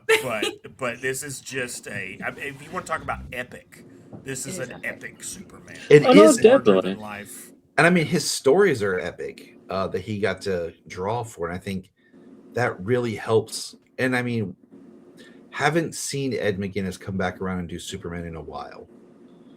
And I think I think he's exclusive with Marvel still doing Spider-Man. I think sounds about right. Yeah, but his Superman is. If you look up more JUNIA, like when he did Superman and Batman and everything, it's really good. I have come around and I appreciate there's very much a dynamic pop to his art in all the best ways. I'll tell you too, he brought the short cape back. Superman had that long John Byrne cape for ages, and nobody would try it. Ed McGuinness was the first one that brought the short, butt cheek length cape back, and still made it work. While I got the mic, my Ed McGuinness is Superman number 160, first issue of Emperor Joker. Okay. Beautiful. Superman versus Bizarro I fight. love McGuinness's art. I love how cartoony it looks, but also you could tell there is some anime influence to it and everything. But for me, also you could see clearly the Max Fleischer cartoons is on the face and everything. Yeah. But his artwork doesn't always work for certain characters. I remember when Marvel Spirit Self came out, there was this variant cover. If you ripped off all the covers of Flashpoint, tie-ins, whatnot, you can get this special variant cover, and his Iron Man just looked ugly, roided out and ugly. Well, some of his secondary characters, his Lois, I'm not a fan of, because if anyone knows me, you'll know why. So, because she's secretly the parasite. Because her hair color. Is that when they changed it to brown or black? That's when it's red. That's when it That's when they changed it to purple because she's secretly the parasite. Yes, I know that. Dun, dun, dun. All right. Everybody beware. It's one of the weirdest comics ever. It was it was very weird. I won't even go into it, but yes, we read that last year, and I was like, this is weird. Which issue was it? I'll have to pull it up. It was through our run. It's in the early part of the Loeb Kelly stuff. Yeah, I think it's in the Something City trade on the app. Okay, I guess I'm gonna check it out. Al Plastino, just take it away, Logan. I'm not gonna say anything. Oh, this is the most underrated Superman artist ever. Al Plastino has been getting crap from people for being a boring Superman artist for 40 years, and they're full of crap. Al Plastino is incredible, and to me, this is probably who we should be thinking of when we think of Silver Age Superman, because of just how many he did, and some of the most iconic covers of the Silver Age for Superman and Superboy are Al Plastino.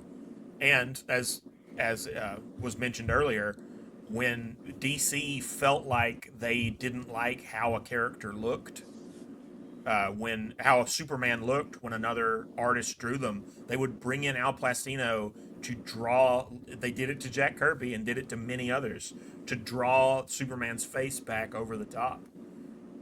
But it's just an iconic looking Superman. And for my money, if you're going Silver Age versus Silver Age, I like Al better than Kurt. I think he's got a Wow. better. I think he's got a better handle of physique in the era. No, true. But here's the most important thing. No disrespect to Kurt Swan, because when he goes, he goes. When he really puts his back into it. But I think Al Plastino is trying harder more often than Kurt Swan is. I will agree with you with about the physique and proportions and stuff. I think there's Plastino's Superman has a more form, and maybe that's why it doesn't stand out as much because Kurt Swan's has a robust Superman. Yeah. What's your favorite? What's your issue? Quick, tell us your issue. My issue for Al Plastino is Action Comics 340, first appearance of the Parasite, written by Jim Shooter. Again, one of the best fights you will ever read in comics. Oh, yeah, definitely. And he mentioned earlier the creepy-looking Alex Ross Parasite that is pulled directly from Al Plastino's version Awesome. with the skin stretched over the features. Al's work, I don't have a lot of experience with, but the one thing I recognize definitely is that one image Tyler used for the third image. That's from that one issue I talked about earlier with the JFK issue. Yes, it is. Our next artist is the late great Tim Sale. R.I.P. It sucked. Me and my pal Brian were gonna head to Cincinnati Con, and we saw that Tim had canceled, and then shortly later he passed away. Tim Sale, Superman art, specifically Superman. At first, I didn't know what to think. I put up, of course, for all seasons, and I put up Superman Kryptonite, which are a great back-to-back read for anybody. They are a great back-to-back read. I had to come around with his Superman. I liked his Clark. And what I've come to realize, what I really loved about it was I'm a big guy bumbling, but I'm a soft teddy bear. Like that. Like you know what I'm saying? Like, I'm tall, okay? And I had a friend of mine at work today. She came up to me. She goes, I haven't got to properly just tell you how glad I am to see you back in the office. And she came up and she hugged me and she goes, you are tall. And, and I'm like, yeah, I am. And and there's a couple images in for all season where you see that kind of same light in Superman's face of just being like, I know I'm big. And even as Clark, like, I know I'm big and awkward, but he shows a softness, even though he could rip everything apart. And that's what I've come to love about Tim's Superman is the like when thinking about like when Clark's laying in bed and he's stretched out both times, when he's Clark, when he's older, when he's younger, and he's listening to Ma and Pa. And when he's at the malt shop and everything, like there's just a sense that this is a good dude. And that's what I love about Tim Superman. Well, the farm boy aspect, which is fitting because according to Jeff Loeb, Wayne Boring's Superman was the inspiration for how Superman looks in Superman for All Seasons, because he did the first Superboy appearance, and they wanted to capture that kind of physique mixed with the gentleness. And I think you could see it. This is the comic. So you told a story about when you bought that Justice book earlier. Yeah. When me and my wife first started dating, obviously she could tell from Orbit how into comics I am. And she was like, give me a comic that shows me why you love comics. And this is Superman for All Seasons is the one I gave her. And as much as I would love to take credit for it, that's the reason my kid is going to be named Clark. Like, that's cool. For me, that's a family name, but for her, it's Superman for All Seasons. Like, that's cute. Yeah, it's a great book, incredible book. It's the pick if you want to read a Tim Sale book. Although Kryptonite is also very good, but All Seasons is damn near a perfect piece of art. It's a beautiful book and a story that I find myself, it's almost like comfort food of a story. Yeah. So. Yeah. Also, Superman looks like a thumb, and I look like a thumb, and I like that. Now that you say it, yeah, I can see it. Yeah. A thumb. I like Yeah, that. it's been said like he looks like a thumb. Like Yeah. When I look at this Superman, I feel seen. That's hilarious. What you doing now? I was gonna grab my book. Let them talk. My book. No, nobody's talking right now. Keep on talking, Jim. You talk. Yeah, I will say another interesting factoid about this book is there is a dog in it that is introduced to Superman mythos named Shelby, that Tim Sale drew on the porch. First. Shelby was Tim Yeah. Sale's childhood dog, Aw. and that had passed away. Yeah. And he drew Shelby into the book, and DC came back and said, Clark can't have a dog unless it's Crypto, so take Shelby out and put Crypto in there. And Tim Sale threatened to quit the book if they made him take the dog out, according to Jeff Loeb. Wow. I believe it. And so the compromise was he drew a dog that looked kind of like Crypto laying next to Shelby. And that, of course, ended up the Crypto that we see on Smallville. They end up actually naming that dog Shelby. So Shelby has stayed in the Superman mythos as Clark's childhood regular dog. I love that. I don't know why I don't grab my books ahead of time for JUNIA to look at, but I've seen this one before, though. Yeah, you've shown this one to me before. Absolutely. next up is Tom Grummett. Now, his work is nothing that I would know other than the Return of Superman that's here on the left. Right. But yeah, I mean, it's still kind of that Byrne-looking Superman. Just now, he's a little bit slimmer. It's not bad art, but I couldn't look at this and tell you that who drew it. Honestly, I always thought it was Dan Jurgens. No, that's definitely Tom Grummett. You can tell from how squared off Tom Grummett makes a lot of the jaw lines and features and stuff. But the biggest thing with Grummett is the shading incorporated into the pencils is the giveaway. Like, he really, if you look at where some of these dark shadows are actually done like pencil lines, right? He was really known for that. His biggest Superman contribution is the Superboy comic. Like, he and Carl Kessel co-created Connor Kent, although he was just Con-El when they were working on it, and launched that title out of, I want to say it was Superman, Man of Tomorrow. Yeah. No, Adventures of Superman. Adventures of Superman. Don't listen to me. Yeah, they were doing Adventures of Superman, and that spun off into the Superboy book, which, while I'm thinking about it, my Tom Grummett book is Superboy number 8, which is where Superboy Con-El, through a 0-hour time warp, fights Superboy Clark Kent in Smallville. It's a neat, wacky issue. Awesome. Our next one, I was looking for this, is we're going to change it up just a little bit. But, I went too far. I switched computers. I'm running 2 computers here. So, Bruce Timm. Woo! Worth knowing because I think it's a very popular image because of the animated series. But, this is, I joked like sometimes I feel like I'm like a Bruce Timm drawing because I have a large barrel chest and like thinner, even though now my midsection is catching up to me. But this is an image when people think of Superman, they might think of. I mean, this is, for the late 90s, early 2000s with the Justice League, the Bruce Timm style. Yeah. Absolutely. The question is, do you know what inspired the design for Superman? I was going to say, what do you think after our conversations that we've had today? So from what I remember, besides, Silver Age stuff, whatnot, Bruce Timm specifically went to an old cartoon from the 60s called The Mighty Hercules. And when I saw that cartoon, this is like before I learned this too, I was like, this Hercules looks a lot like Superman. And I just find it funny that the official Superman cartoon took some influence from a cartoon from the 60s where like, hey, let's make Hercules basically look like Superman.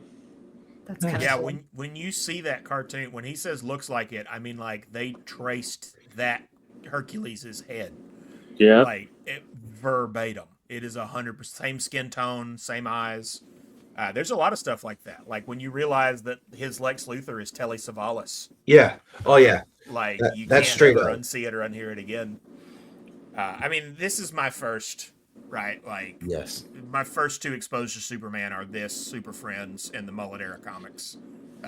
When I was 2 years old, 3 years old. This is damn near the default Superman. Although I will say, this picture on the right is the album cover for when they released Shirley Walker's music Score. from Superman. Yeah. Oh, This interesting. I piece- thought it was from the 75th anniversary short they did back in 2013. Nope. I think that They image mimic does it. end that short. Yeah, I think it was used Okay. for both. But this has always bugged me. Where does his left hand go? It has behind driven me crazy. Behind his arm is straight. his thigh. But I He get just you. has it like he just, Yeah, I Superman can see what just you're turns talking it at about like now. a 90-degree angle right there at the end. There's no way. I got okay. Look how you long got- the other arm is. okay, I gotta tell you, I gotta share this quick nerd story, and maybe you'll pick up on this. So when I met George Newbern and Tim Daly Mhm. a few months ago, I was standing in line, and I was standing in line to meet George, and I looked at the guy who was like the handler guy, and I looked down at his table and I said, because they had that picture on the left on his table, I said, that's not his Superman. I was like, that's not him. I was like, that's Yeah. him over there. And the guy just kind of looked at me like, what are you talking about? I was like, yeah, that's from the animated series. That's Tim. George did the Justice League. Oh, that reminds me of, Superman is buff and old. That reminds me of that one joke with the actor who played Rocky, the second Red Ranger. He had something similar happen to him at a con once. Yeah. Oh, it's- you said Rocky, and I thought you meant like. Yeah, I know. It's because like the boxer and stuff. I know. So let's get into some George Lopez or George Lopez. I'm Oh, getting George. cut. Wait. George I didn't know he Perez. was an artist. Wait, Yeah. Bruce Timm.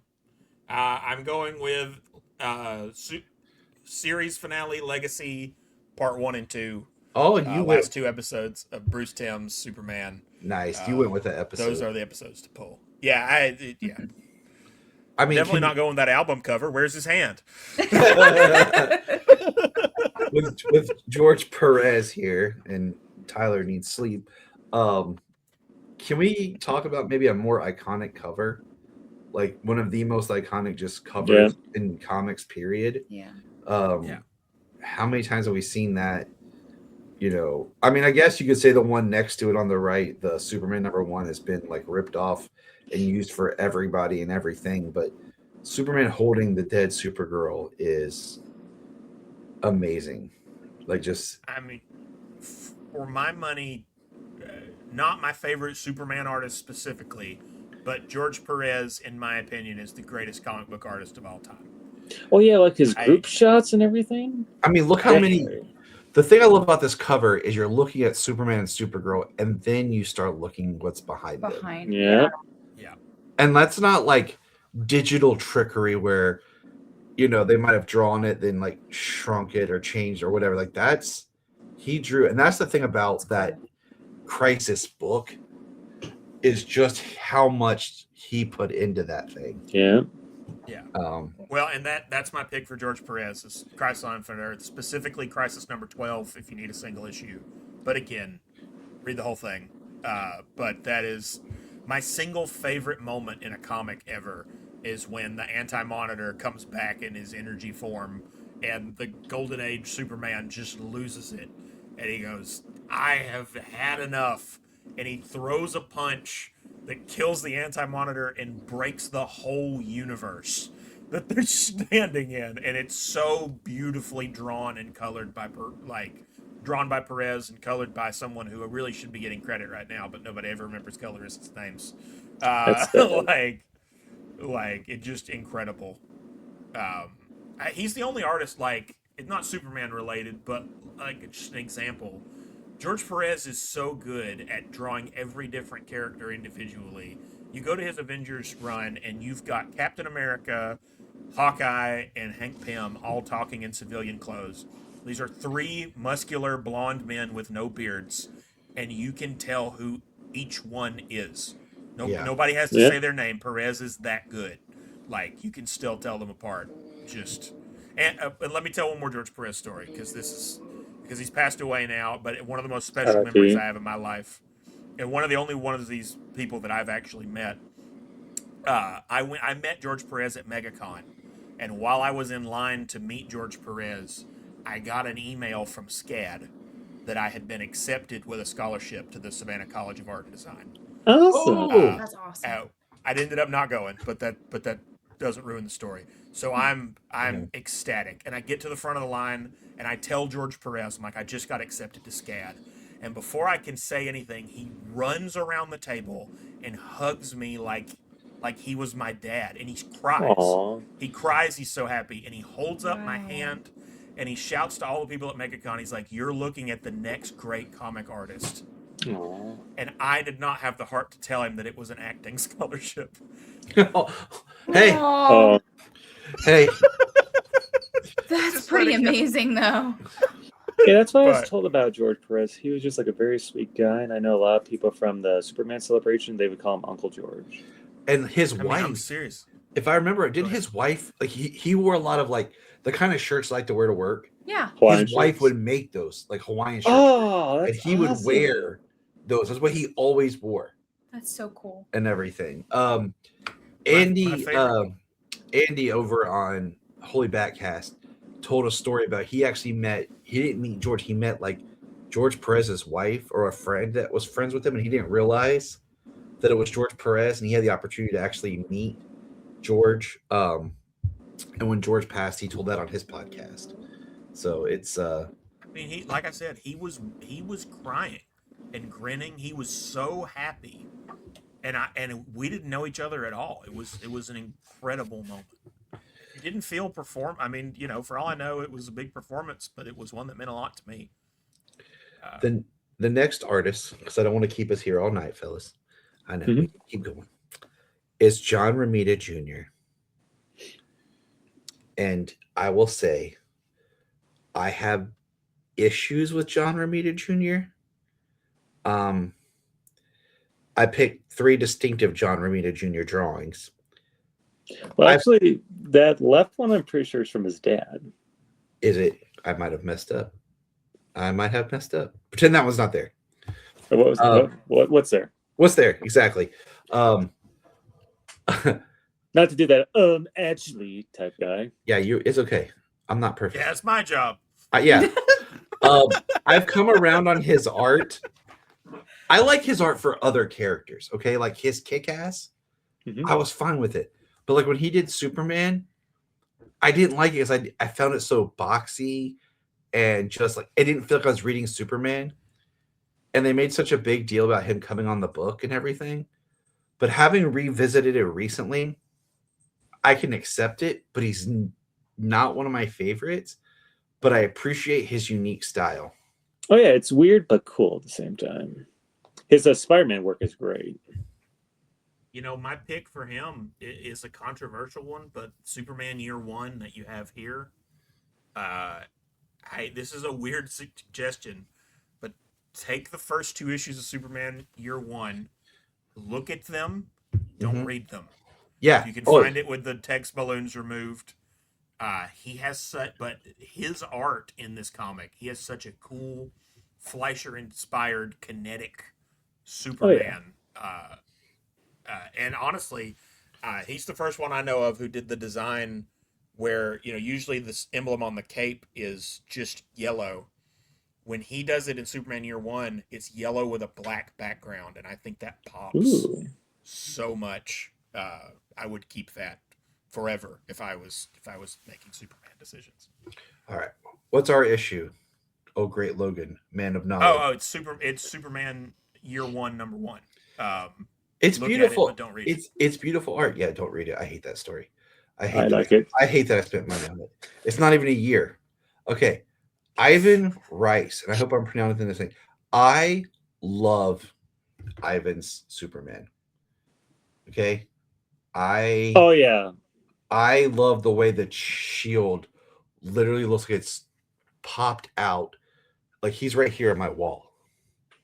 Mm-hmm. Like I love it. That is, we've talked. Logan and I have hit on this a little bit before. I think Brad and I too. Do Mhm. not really like Bendis' run, Yeah, that's what I've heard. I haven't gotten there yet, but but once again, Don't I get like there. it because the art. Once again, just look at the art. Like It's that too whole late for me. Save yourself. Logan and I were talking about earlier how much we don't like the Rogals are. But No, the I art. don't have. Sorry, Tyler. Go ahead. No, go. I I don't can have a tell you. suggestion for this one because I would have to be telling the listeners to go read a Bendis Superman comic, and I will not do that in a world where precedence is how our criminal system is based. If Who knows what consequences I would be opened up to if I told someone to go read a Bendis Superman comic.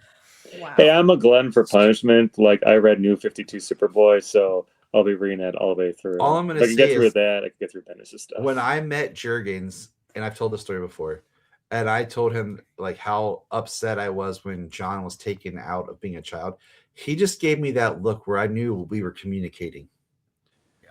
Okay, I'm not putting words in the man's mouth, but I knew, I could feel what he was feeling. That's why when he's gone back and told stories, he always takes John back to being a kid because he knows what's up. But I could see it in his eyes. He was not happy. We'll just say that. Okay, we're gonna keep moving. What do you think about Rice, Ivan, Superman, Jew? Gorgeous art, though. I think so too. I think it's absolutely beautiful. I love the glasses. I love the glasses and the way that he did the glasses and the reflection and stuff right there. There's something to me about artists who can capture light in specific ways, especially in comic book art. And that image that you have on your wall, which you don't have right here. I wish you guys could see it. I don't know what it's from. Do you know what it's from? It's from the back of a cereal box. Okay, it's from Back the in, like, of I think the it was- cereal box. When they did, like, you collected the backs Hell of the yeah. cereal boxes and made a Yeah. poster. I'll send this to them. Oh, it's just beautiful. The light on it is beautiful. And I think he just captures it very well in all of these images and that one especially. I'll give a suggest. Like, I can't recommend enough. His Green Lantern run, I think, is the peak of Ivan Reyes's work. Yeah. Absolutely. His 100%. Aquaman run with Jeff Johns Yes, Mhm. is amazing. let's recommend that book. We'll recommend Let's recommend Aquaman that book. Volume 1 Yes.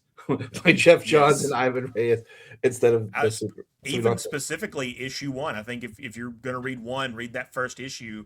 If you don't like Aquaman, read Yep. New 52 Aquaman number Yeah. 1 by Jeff Johns and Ivan Reyes. You will like it by the end of the book. Oh, yeah. But do not read a Bendis Superman comic. Your grandmother will tell you not to read a Bendis Superman. All right, moving on. Jason Fabok. I love his art. Period. Okay.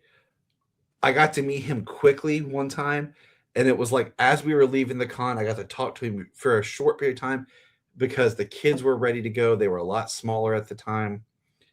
And you were there, Juge. We were leaving. It was I briefly and vaguely remember. because Yes. we weren't there very long because the kids were just young, and Devin went with us, and he was like having a Oh, panic attack. yes. I remember Um, that. Yes. I just recently talked to this with Perry Constantine. Like his art is like the story's okay, but Three Jokers, his art's what makes that book. I love his art. And his Superman image here, there's a strength and a peacefulness, but yet we're still kind of in that Byrne-esque build, you know? It has a little bit of a Jim Lee vibe to it too. And it has a little bit of that, yes. So I think Fabok's art is amazing. But I feel like this is kind of like you said, it's a little bit of Jim Lee. Like, of course, I've read some of his other stuff, you know, his recent stuff he's got going on. I think he's a very, very talented artist. Will say though, it is a little bit Jim Lee. To me, he's always fallen like partway between Jim Lee and David Finch. Yeah. But I think that while he does what Jim Lee does well, he captures the spirit of Superman better than Jim Lee does. The hope, the vibe, the expression on the face. I will say this is one where I don't think Jason Fabok to my knowledge, has ever done a full issue of Superman. No. The closest recommendation I could get is he did this variant cover for Action Comics 1000, which I like better than we saw the standard cover Yeah. from the Right. same comic when we did Jim Lee. And I think this is a better cover. Yes. I wish he would do an extended run. I wish he would too. He did the Justice League with Jeff Johns, and they started working together then, and that's why he's doing Rook now for Ghost Machine. He did do Justice League. Okay, well, there's a great one. New 52 Justice League number 52, End of Darkseid War. Yep. That's my recommendation. That is a All right. gorgeous comic. All right, keep moving on. Patrick Gleason. This was my favorite Superman suit in comics, the Reborn suit. It was back to being cloth. I was okay without the trunks. I liked the belt design, and I like his work. I like the way he draws Superman. Little softer, fit, athletic, but not shredded, not hulking. Right. He looks happy. Even To me, go ahead. Go ahead.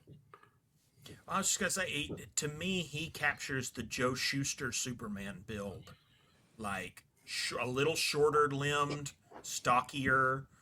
He tends to have the squinty eyes, but the biggest thing is Gleason does that kinetic energy I talked about when I talked about Shuster so well. Like you go through his issue where Superman's fighting the Eradicator in the first story arc of Superman Rebirth.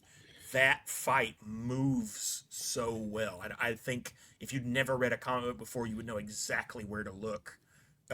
Every hit feels like it hits so hard. I think Gleason does that better than almost anybody who's working in comics today. Interesting. All right. Issue recommendation. Issue recommendation for Patrick Gleason is Superman number 10 from Superman Rebirth. All right. The next one is Doug Mankey. I think this is a great drawing, but I don't like it as Superman. Again, a guy who is I have mixed feelings on him. He drew most of what a lot of people consider to be the greatest Superman single issue of all time, which is the recommendation for this one, is Action Comics 775. What's so funny about Truth, Justice, the American Way? Great book. Great review on Single Bound. Yes. Yeah, we have reviewed it on my podcast.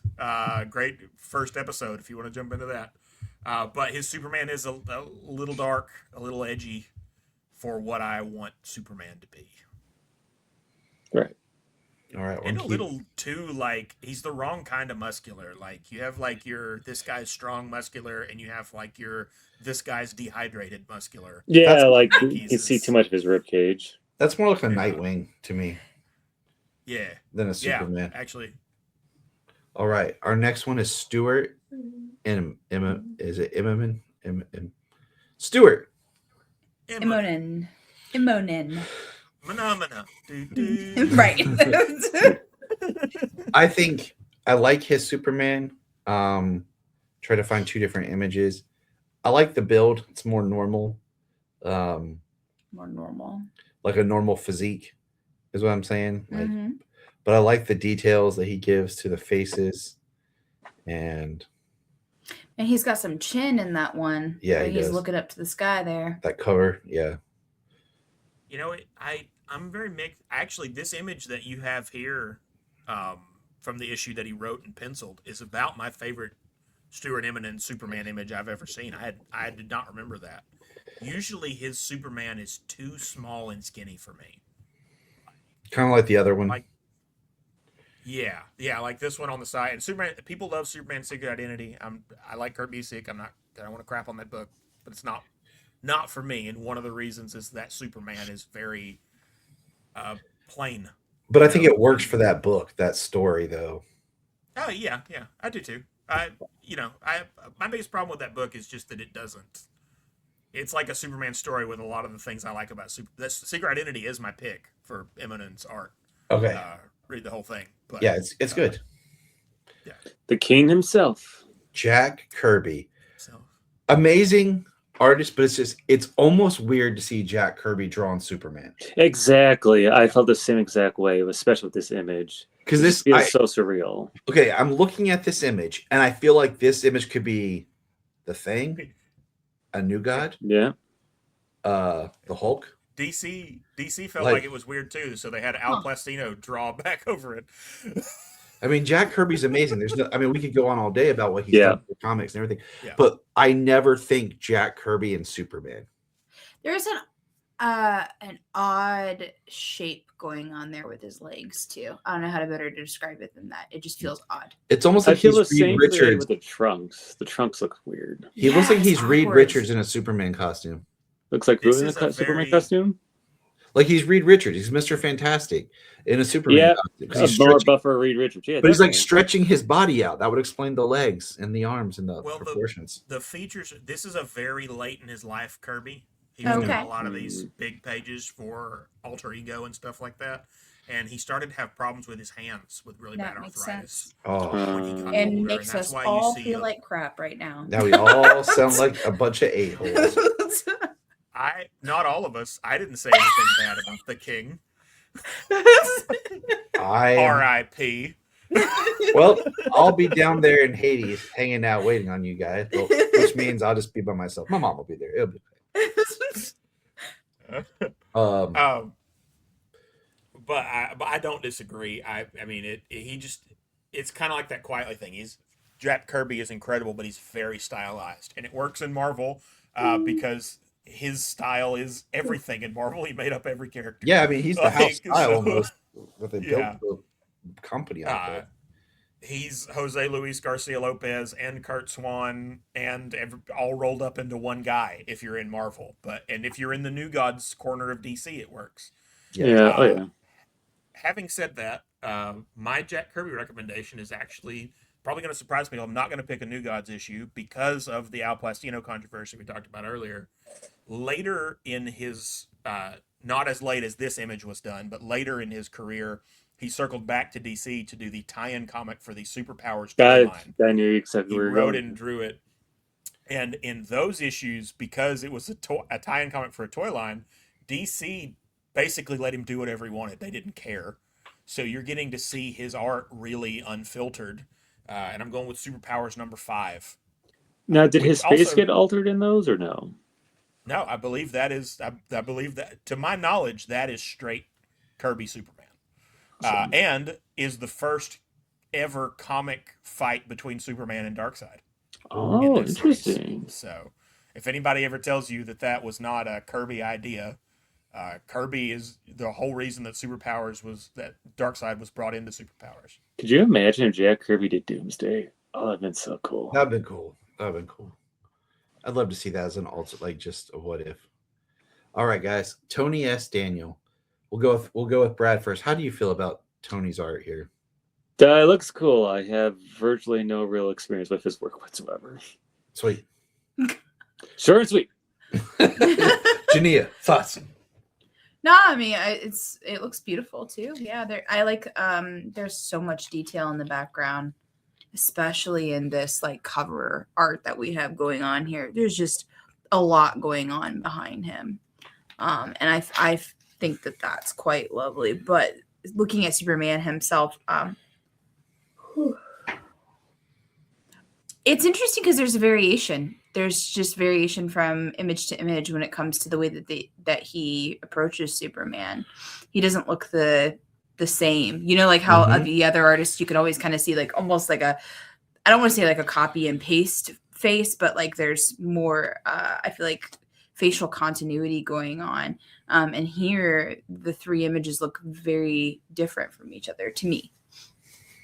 I like the way the look of the fabric in the New 52 one here, I think looks really good.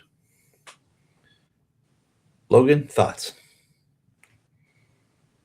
Despicable Me. I like it, but not a lot. Yeah. I don't like it. It's just never been. I did, for one thing, maybe it's because I associate it with he came on to Action Comics after Morrison and Morales left with a really bad writer. So maybe part of it is that I associate Yeah, it with that yeah, comic taking a nosedive. I always have always felt like his Superman looks like his rib cage is trying to escape the rest of his Yeah, body, that's what I just noticed just now. I'm looking at it. and it kind of ruins every one of his pictures for me. Interesting. But that's just me. Other Right. people like different things. That's why we have fruit salads. Exactly. that's why we have different. Wait. We You skipped skipped the Darwin. classic. Trust me. Oh, I'm going back. Okay. do you Trust trust me, Aladdin? Um, Rags Morales.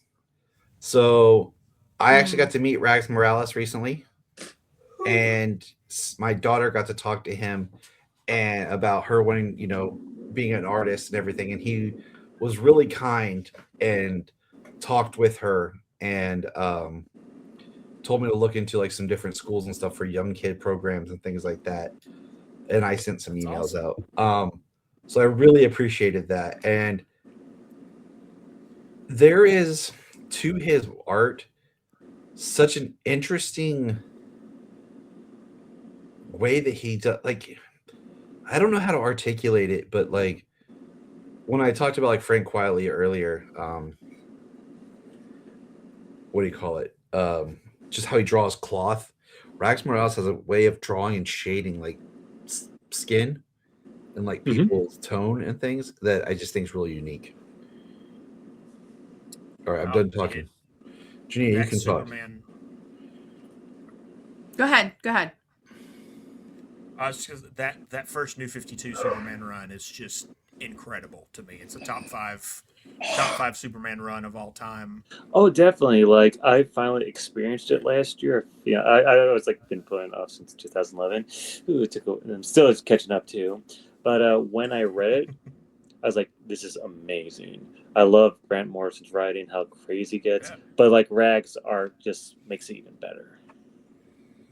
I was heartbroken to find out Rags was interviewed on the Word Balloon podcast, and he hates Superman. Oh, He basically Oh man. they had to bully him into doing the comic. What he said is basically they let him, if he agreed to do the New 52 Superman book, they would let him pick his next project.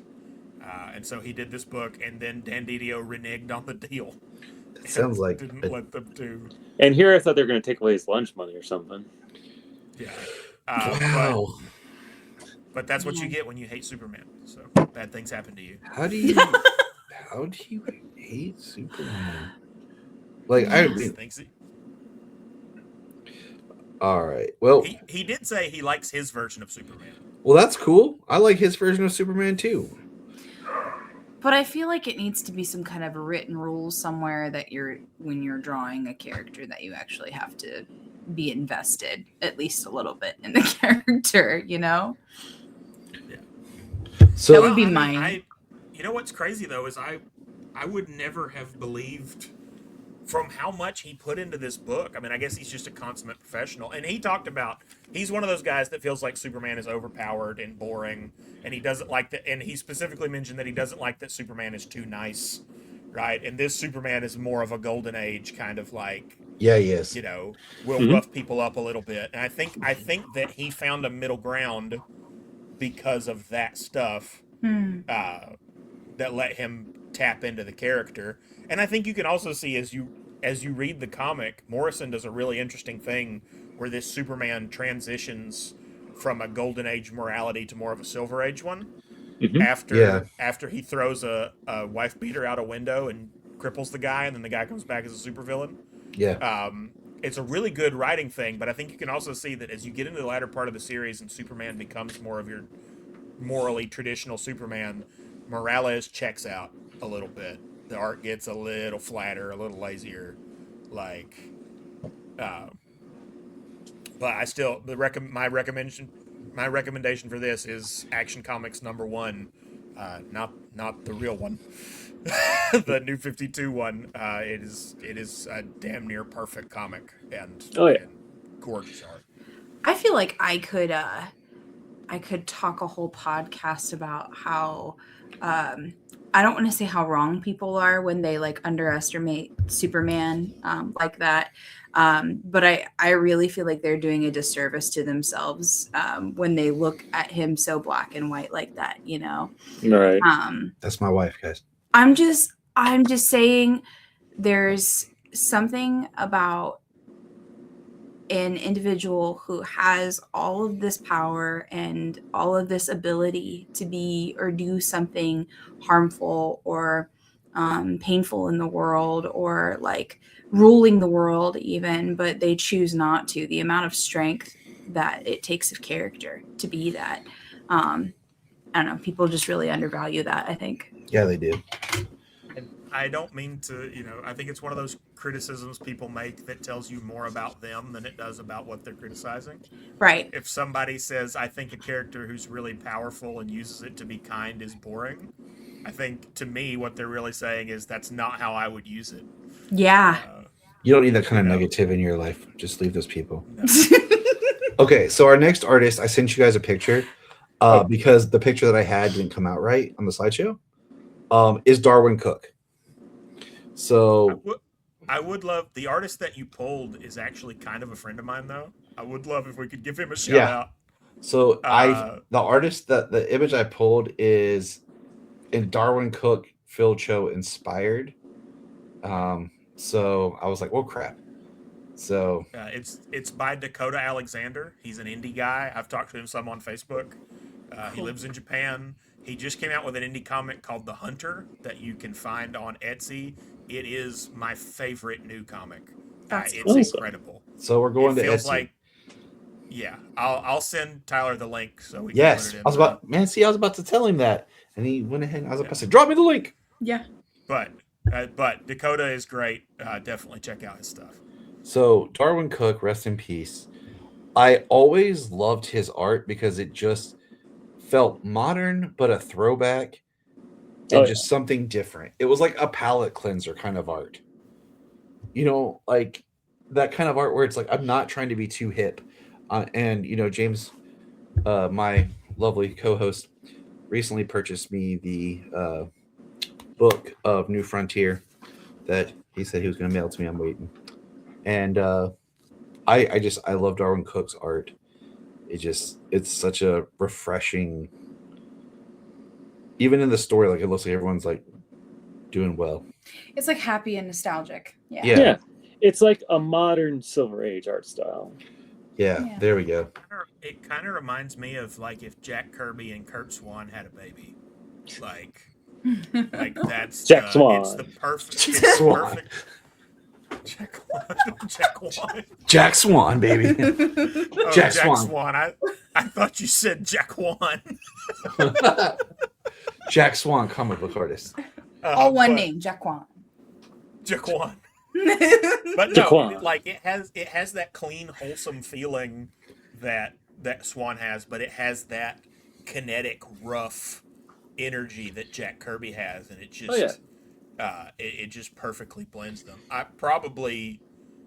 My wife just read New Frontier, and she absolutely loved it. I had the opportunity to meet Darwin Cook I used to work traveling around with this guy named Crazy Ed, selling comics at comic shows. Nice. And I was really good at it, but he was really mean. I'm sorry to hear that. I had a 15-minute break every day to go look at the con. Oh, once wow. a day. Oh. And I was on that break, and I went to Darwin Cook's table, and I was almost there, and no one was in line. Darwin Cook was sitting there drawing, and I was so excited. This was around the time that before Watchmen was coming out, which is one of the favorite comics of that time, like his Minutemen comic. Yeah, it's really good. And I was almost to the table, and there was a rush back at the comic table, and Ed starts screaming at me from across the dealer room to come back off my break because there was a rush at the table and he needed me to sell books. I would have kept walking and been like, my heart was pounding too loud. I couldn't hear. All I could hear was my happiness. I should have, in hindsight. I threw a I threw a long box of comics at him at the next show and quit. So like, Oh, it got there. But but we got into. So I turned around and go back. When the rush dies down, I try to go on my break again. Darwin Cook is gone. Darwin Cook has Aw. left the show early because Darwin Cook was having health problems oh, and immediately passes away. Oh, Like, wow. within a month or two of me missing that opportunity. Wow. Dude, I was probably 30 feet from Darwin Cook with no line and Ugh. walked back for a guy who didn't even pay me my whole.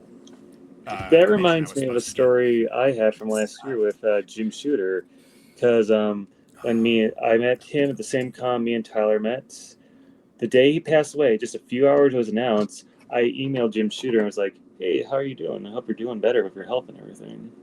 And then I found out he passed away a few hours after, and that really hit me hard. wow. Dang. Another Dang. legend. Losing Jim Shooter hurt. Oh, 100%. Speaking of losing legends, Neil Adams. I chose these images because I wanted to do one of the last comics that Neil had done as Superman.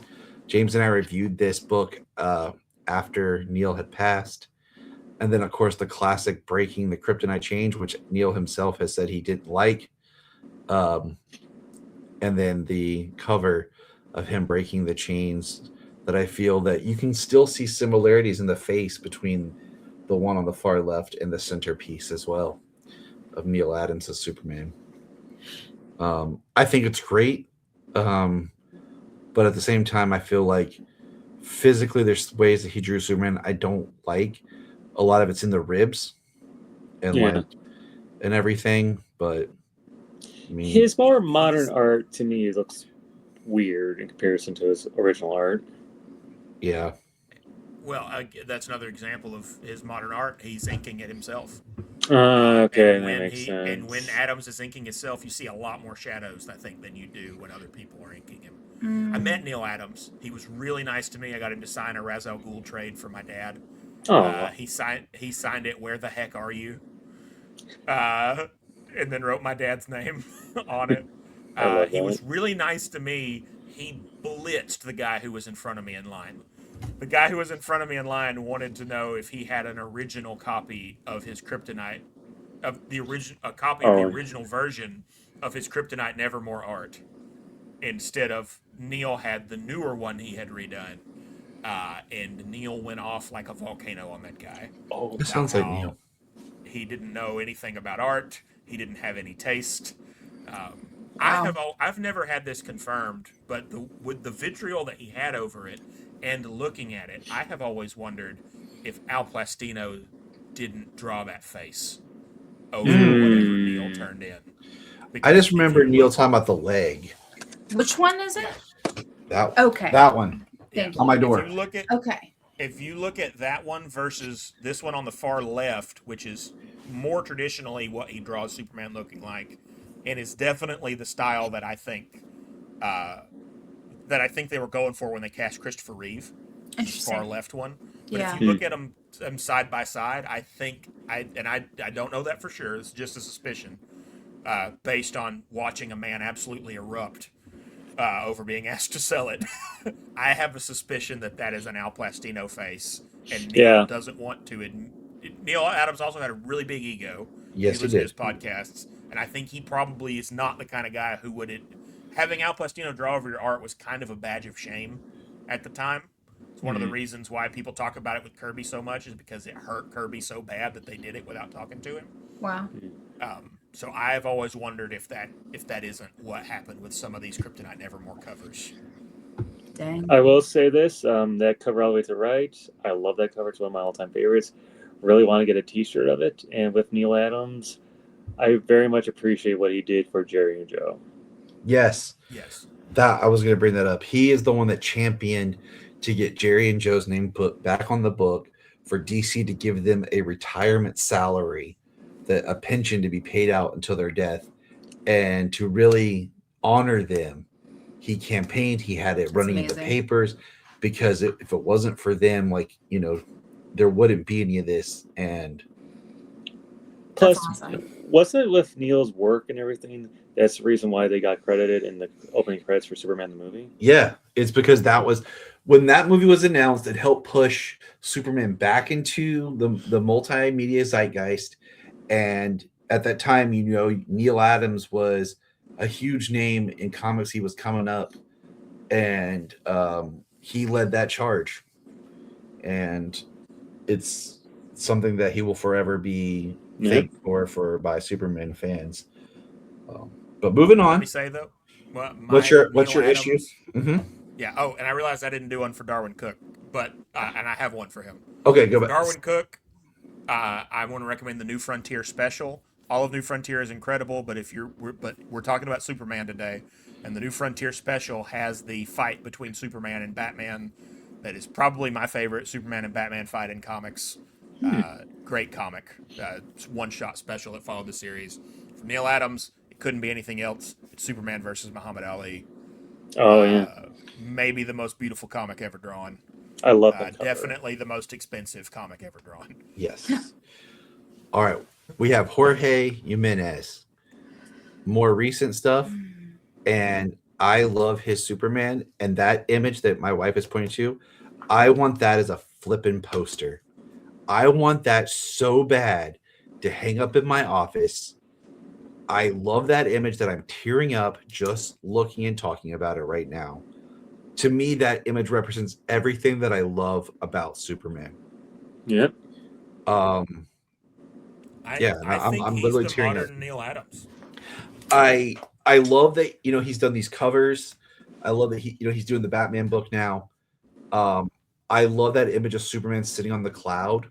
Mm-hmm. It's such a peaceful image. And I think that's why I love it so much. Hey, I'm strong, I'm tough, but I'm also a really humble, nice guy. And like I said, that image with him and the kids climbing on him and everything would be my ultimate Superman poster to put up at work. Oh, I would love that. I would love to put that in my daycare. So Beautiful. I mean, I think he's one of the top 3 artists working in comics right now. DC definitely thinks so. He's getting a ton of work. He's the Batman guy now and the Superman guy. How many artists do you know that were getting frequent work on both characters at the same time? Right. And the image in modern times. And the image all the way to the left, I always thought that was Dan Mora until Tyler created this PDF. I'm like, oh, it's not. Nope. We'll talk about Dan here soon. They worked on that book together, though. There's a reason you think that is that. And we'll segue for Dan right Mora.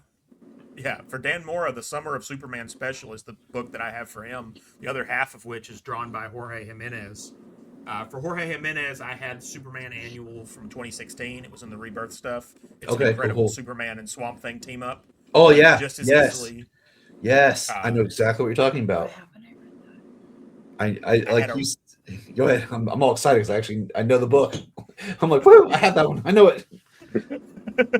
But I had a really hard time trying to decide which one of those 2 artists I was going to put the Summer of Superman special on. I ended up giving it to Dan.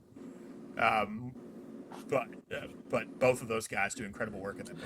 Yeah, Dan's art is someone's art I've been appreciating a lot in the past year. Like the more the Summer of Superman stuff we keep on seeing everything, and just seeing plaster on merchandise stuff. It looks so cool and awesome and great. Oops, sorry, what was it? Yeah, you go ahead. Finish what you said. Sorry. That, and I learned that he also worked on my favorite era of Power Ranger comics, Go-Go Power Rangers. Oh, yeah. He's a big fan of all that stuff, and he's doing Transformers right now, too. I know, it's going to be so great. His childhood dream. To me, he's the modern Jose Luis Garcia Lopez. Dang it, he took it before I could say it. Yeah. You're perfectly fine. I first learned Dan's art through Klaus, the Santa Claus based book he did with Grant Morrison. Mm-hmm. That I bought, and I read it every year. I bought it. I haven't read it yet. Oh, dude. Well, hey, you read it. We'll review it. We'll whenever, and we'll save it for a Christmas special because it's actually on my list for a special Christmas episode. This year. I bought it on sale after last Christmas. I'm saving it for next Christmas. So okay, we're on. We got this. I love Dan's art. His Superman. I have just become like I fell in love with it. I mean, Yep. I cannot say any more than just every angle of it is beautiful. Yep. And I like the images I picked, like he was drawing in the regular book. He was doing World's Finest with Mark Waid and everything. There's a beauty, a strength, a humbleness, the proportions are right. I just think that right now when I think Superman in comics, Dan's art is what comes to mind. Oh yeah. His soups is just a hair in World's Finest, just a hair too skinny for me. I feel like what he's been doing on the Joshua Williamson run is more the Superman proportions that I want to see. But I can't knock that it's incredible art. And what's really amazing about him is I don't know that anybody has ever been as good and as fast as Dan Mora is. Dan Mora can do a whole issue in 2 weeks, is what Mark Waid said. It just feels like he's been trained, like marathoning his entire life. Didn't Dan also did a variant cover for Superman Batman where he drew the Nicolas Cage Superman? Yes, he did. Yeah, I think we skipped Steve Rude though. We do. We're gonna go back. Okay. I'm trying to, as I'm thinking of like grouping people like in certain groups as we're going. I got you. I'm like trying to hit certain things and then we'll go back. And so Lee Bermejo. Lee Bermejo is one of those artists that does Lee Bermejo's Batman and Lee Bermejo's Superman. I think he's an amazing artist. His art is ridiculous. He is like an edgier Alex Ross. Yes, that's a really great way of saying it. With light and painting. Like every year I reread Batman Noel. I think it's wonderful. I do say he does great covers for Superman, but I feel like his Superman's a little bit more too aggressive. Right. In the face. And sometimes I think he works better in doing characters like Batman where they're like in a cowl and a mask. But that cover, like I have here of him with the cape and Lois, like that cape looks like Spawn's cape. It does. But yeah, but the image of him bending the bars, I love, and then him stopping the bullets in front of children. You can't really see that they're here. And the shirt rip is great. There's one I didn't put on here where it's a kid, because Superman's really small in it, but it's a kid running by the window dressed in a homemade Superman costume that we actually recreated the cover art with Solomon in a photo of him like recreating. But I wanted to bring up Bermejo. He looks like one of those artists who do trading cards during the 90s. I can see that. And the thing is about Bermejo, he does mainly covers, except for like certain books. So like, I can't really recommend one because, you know, his Lex Luthor book is that it's Lex Luthor telling a story. So Superman looks evil in the whole story.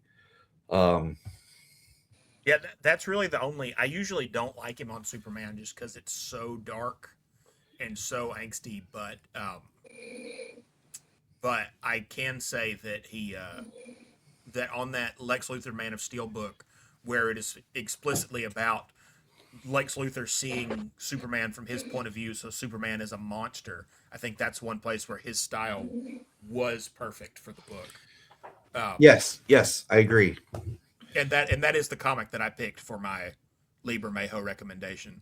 Favorite part of that comic is when Lex Luthor goes on a big speech with Superman floating outside of his window about how you can't, everybody thinks you're a god, but you can't do this, you can't do that. And one of the things is you can't see my soul.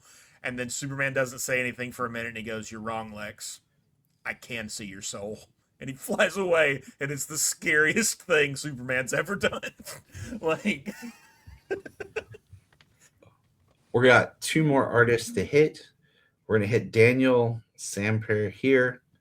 I really like what he's been doing with Wonder Woman, and I saw his Superman art, so I wanted to include him.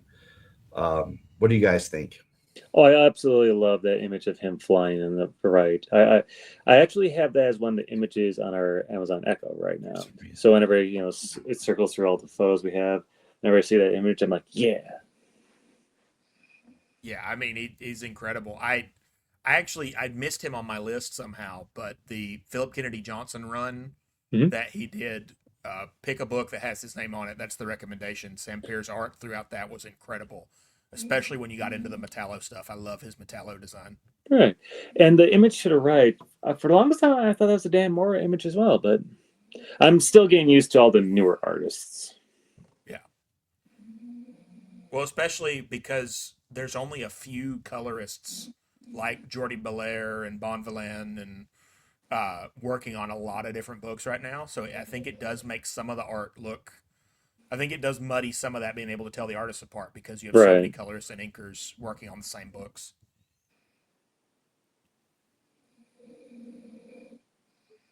All right. Tyler, I think at some point we lost your audio. Yeah, I muted. Sorry. The last one I have is Steve Rudd. What about Frank Miller? Nah, I decided not to because you know what? We're running out of time, and I don't want to bash Frank Miller and someone like kill me. So, because I don't I'll bash Frank Miller. Someone can try to kill me.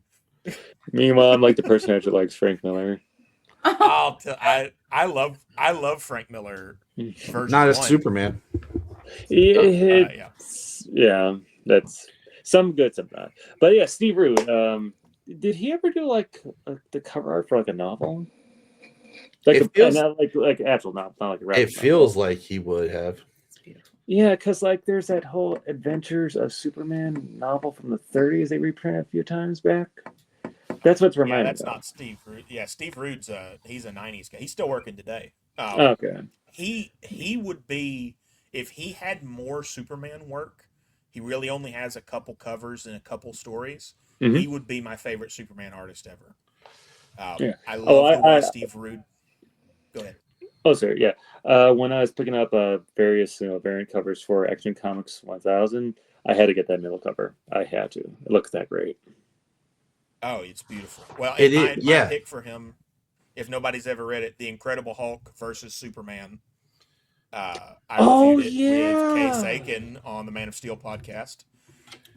It is an absolutely, it is as close to a perfect comic as a perfect comic can be. In my opinion, it's the best company crossover they ever did.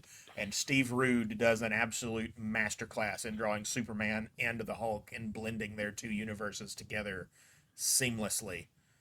Just an absolutely perfect book. I don't know that anybody uses light as well as Steve Rude does, in my opinion. Especially that image to the left. Yeah. Yeah, I mean, the way that you look at those I-beams, and by God, that looks like it's glowing. Yeah. Right? Yeah, his art style is very like pulp magazine heroes. It also helps because I've been reading a lot of pulp comics lately, like The Shadow and whatnot. So it's time, boys. We won't go into a whole lot, but we'll go around. We'll start with Brad, JUNIA, Logan, then myself. Okay, pick your three that you like that speaks to you right now that you're really just coming alive to. So my all-time favorite artist is actually Alex Ross, but I put him in a separate category because his art's just so different. For me, I would say Jose, because this and the fact it's been used on so much merchandise and everything. Gary Frank, I absolutely love Superman Secret Origin. It's my favorite origin story of Superman of all time. Plus, I just love the way his artwork looks. But There's two of us. Yeah. Well, but I'm so happy, Brad. Hey, I love his artwork. I just think his Superman looks too much like he's doing Reeve, but everything that is true. But that's one of the reasons I like it too. But my all-time favorite artist is, even though he has an ego, as I now learned, John Byrne. John Byrne. I came because for the longest time I was having a hard time deciding who my favorite Superman artist was. It wasn't until last year, being a fan of Superman since 2006, I finally came to the conclusion after reading that run. I'm still not done with the run and everything, but I really appreciate his art more and more.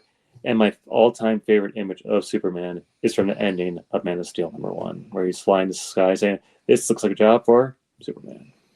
I agree. It's great. Byrne is incredible. I mean, and I don't, he whatever his failings as a guy, Yeah, because he created the version of Superman that lives, that is my favorite character. I think if we still had the Silver and Bronze Age Superman and Superboy living as two different characters with two different personalities, two different supporting casts, my favorite character would either be Superboy, but more likely that just Superman wouldn't be my favorite character if John Byrne hadn't taken those two disparate parts of the character and fused them into one thing.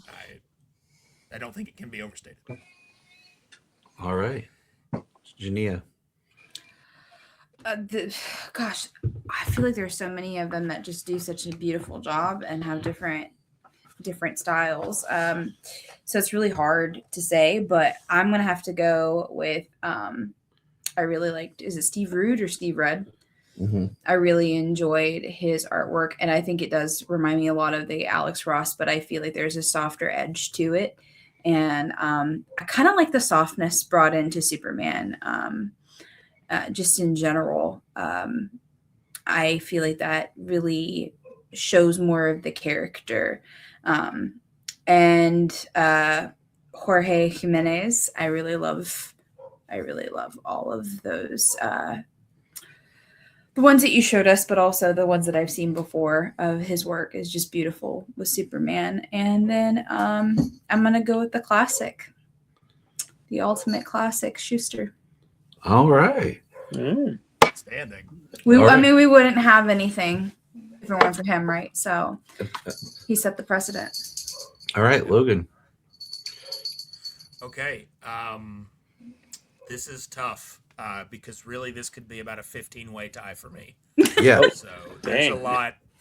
Like, it's close. But if I could only pick three, I'm going Al Plastino. Mm-hmm. Because I think that Al Plast, like I said, I think that he is very underrated, and I think that he has done more good Superman covers than anyone else in history.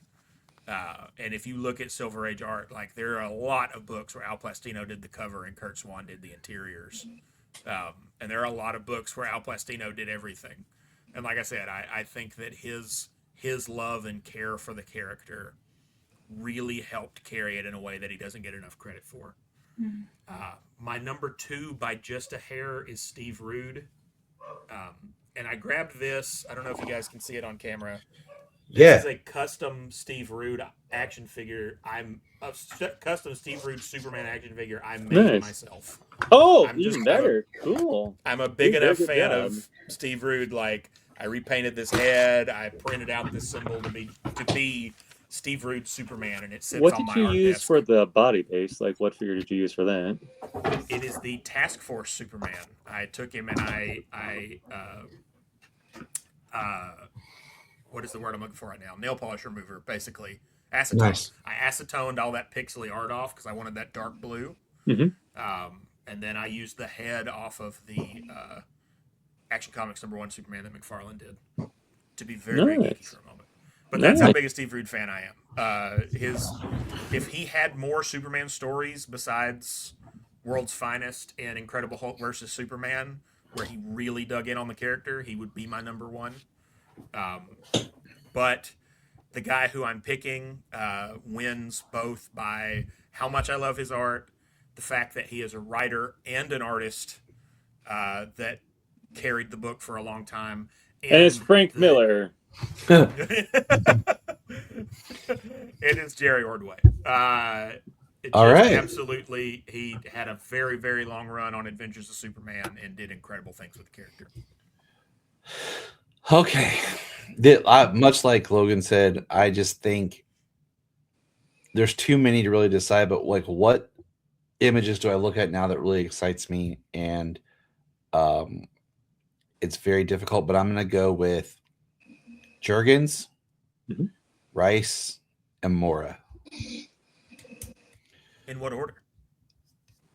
Any way you want to put it. Oh no! Come on, we all did 3-1. Um, You gotta It's hard, man. It's hard. put your feet on the fire. I'll go Rice, Mora, Jurgens. I'll Okay. put Jurgens at number 1 because I feel like he evolved his style. It still feels like Dan Jurgens, but there's always something unique going on. And art is subjective. That's why we did it the way we did it, and we wanted to talk about the artists and the art more than what's the best, because there is no best. There's just what we prefer. Boys, I want to thank you guys for joining us. We went longer than planned. Good conversation. JUNIA had to go and take care of crypto because he was barking his head off, and that means he has to go. So I'll put the links for things in the show notes for everyone. And remember,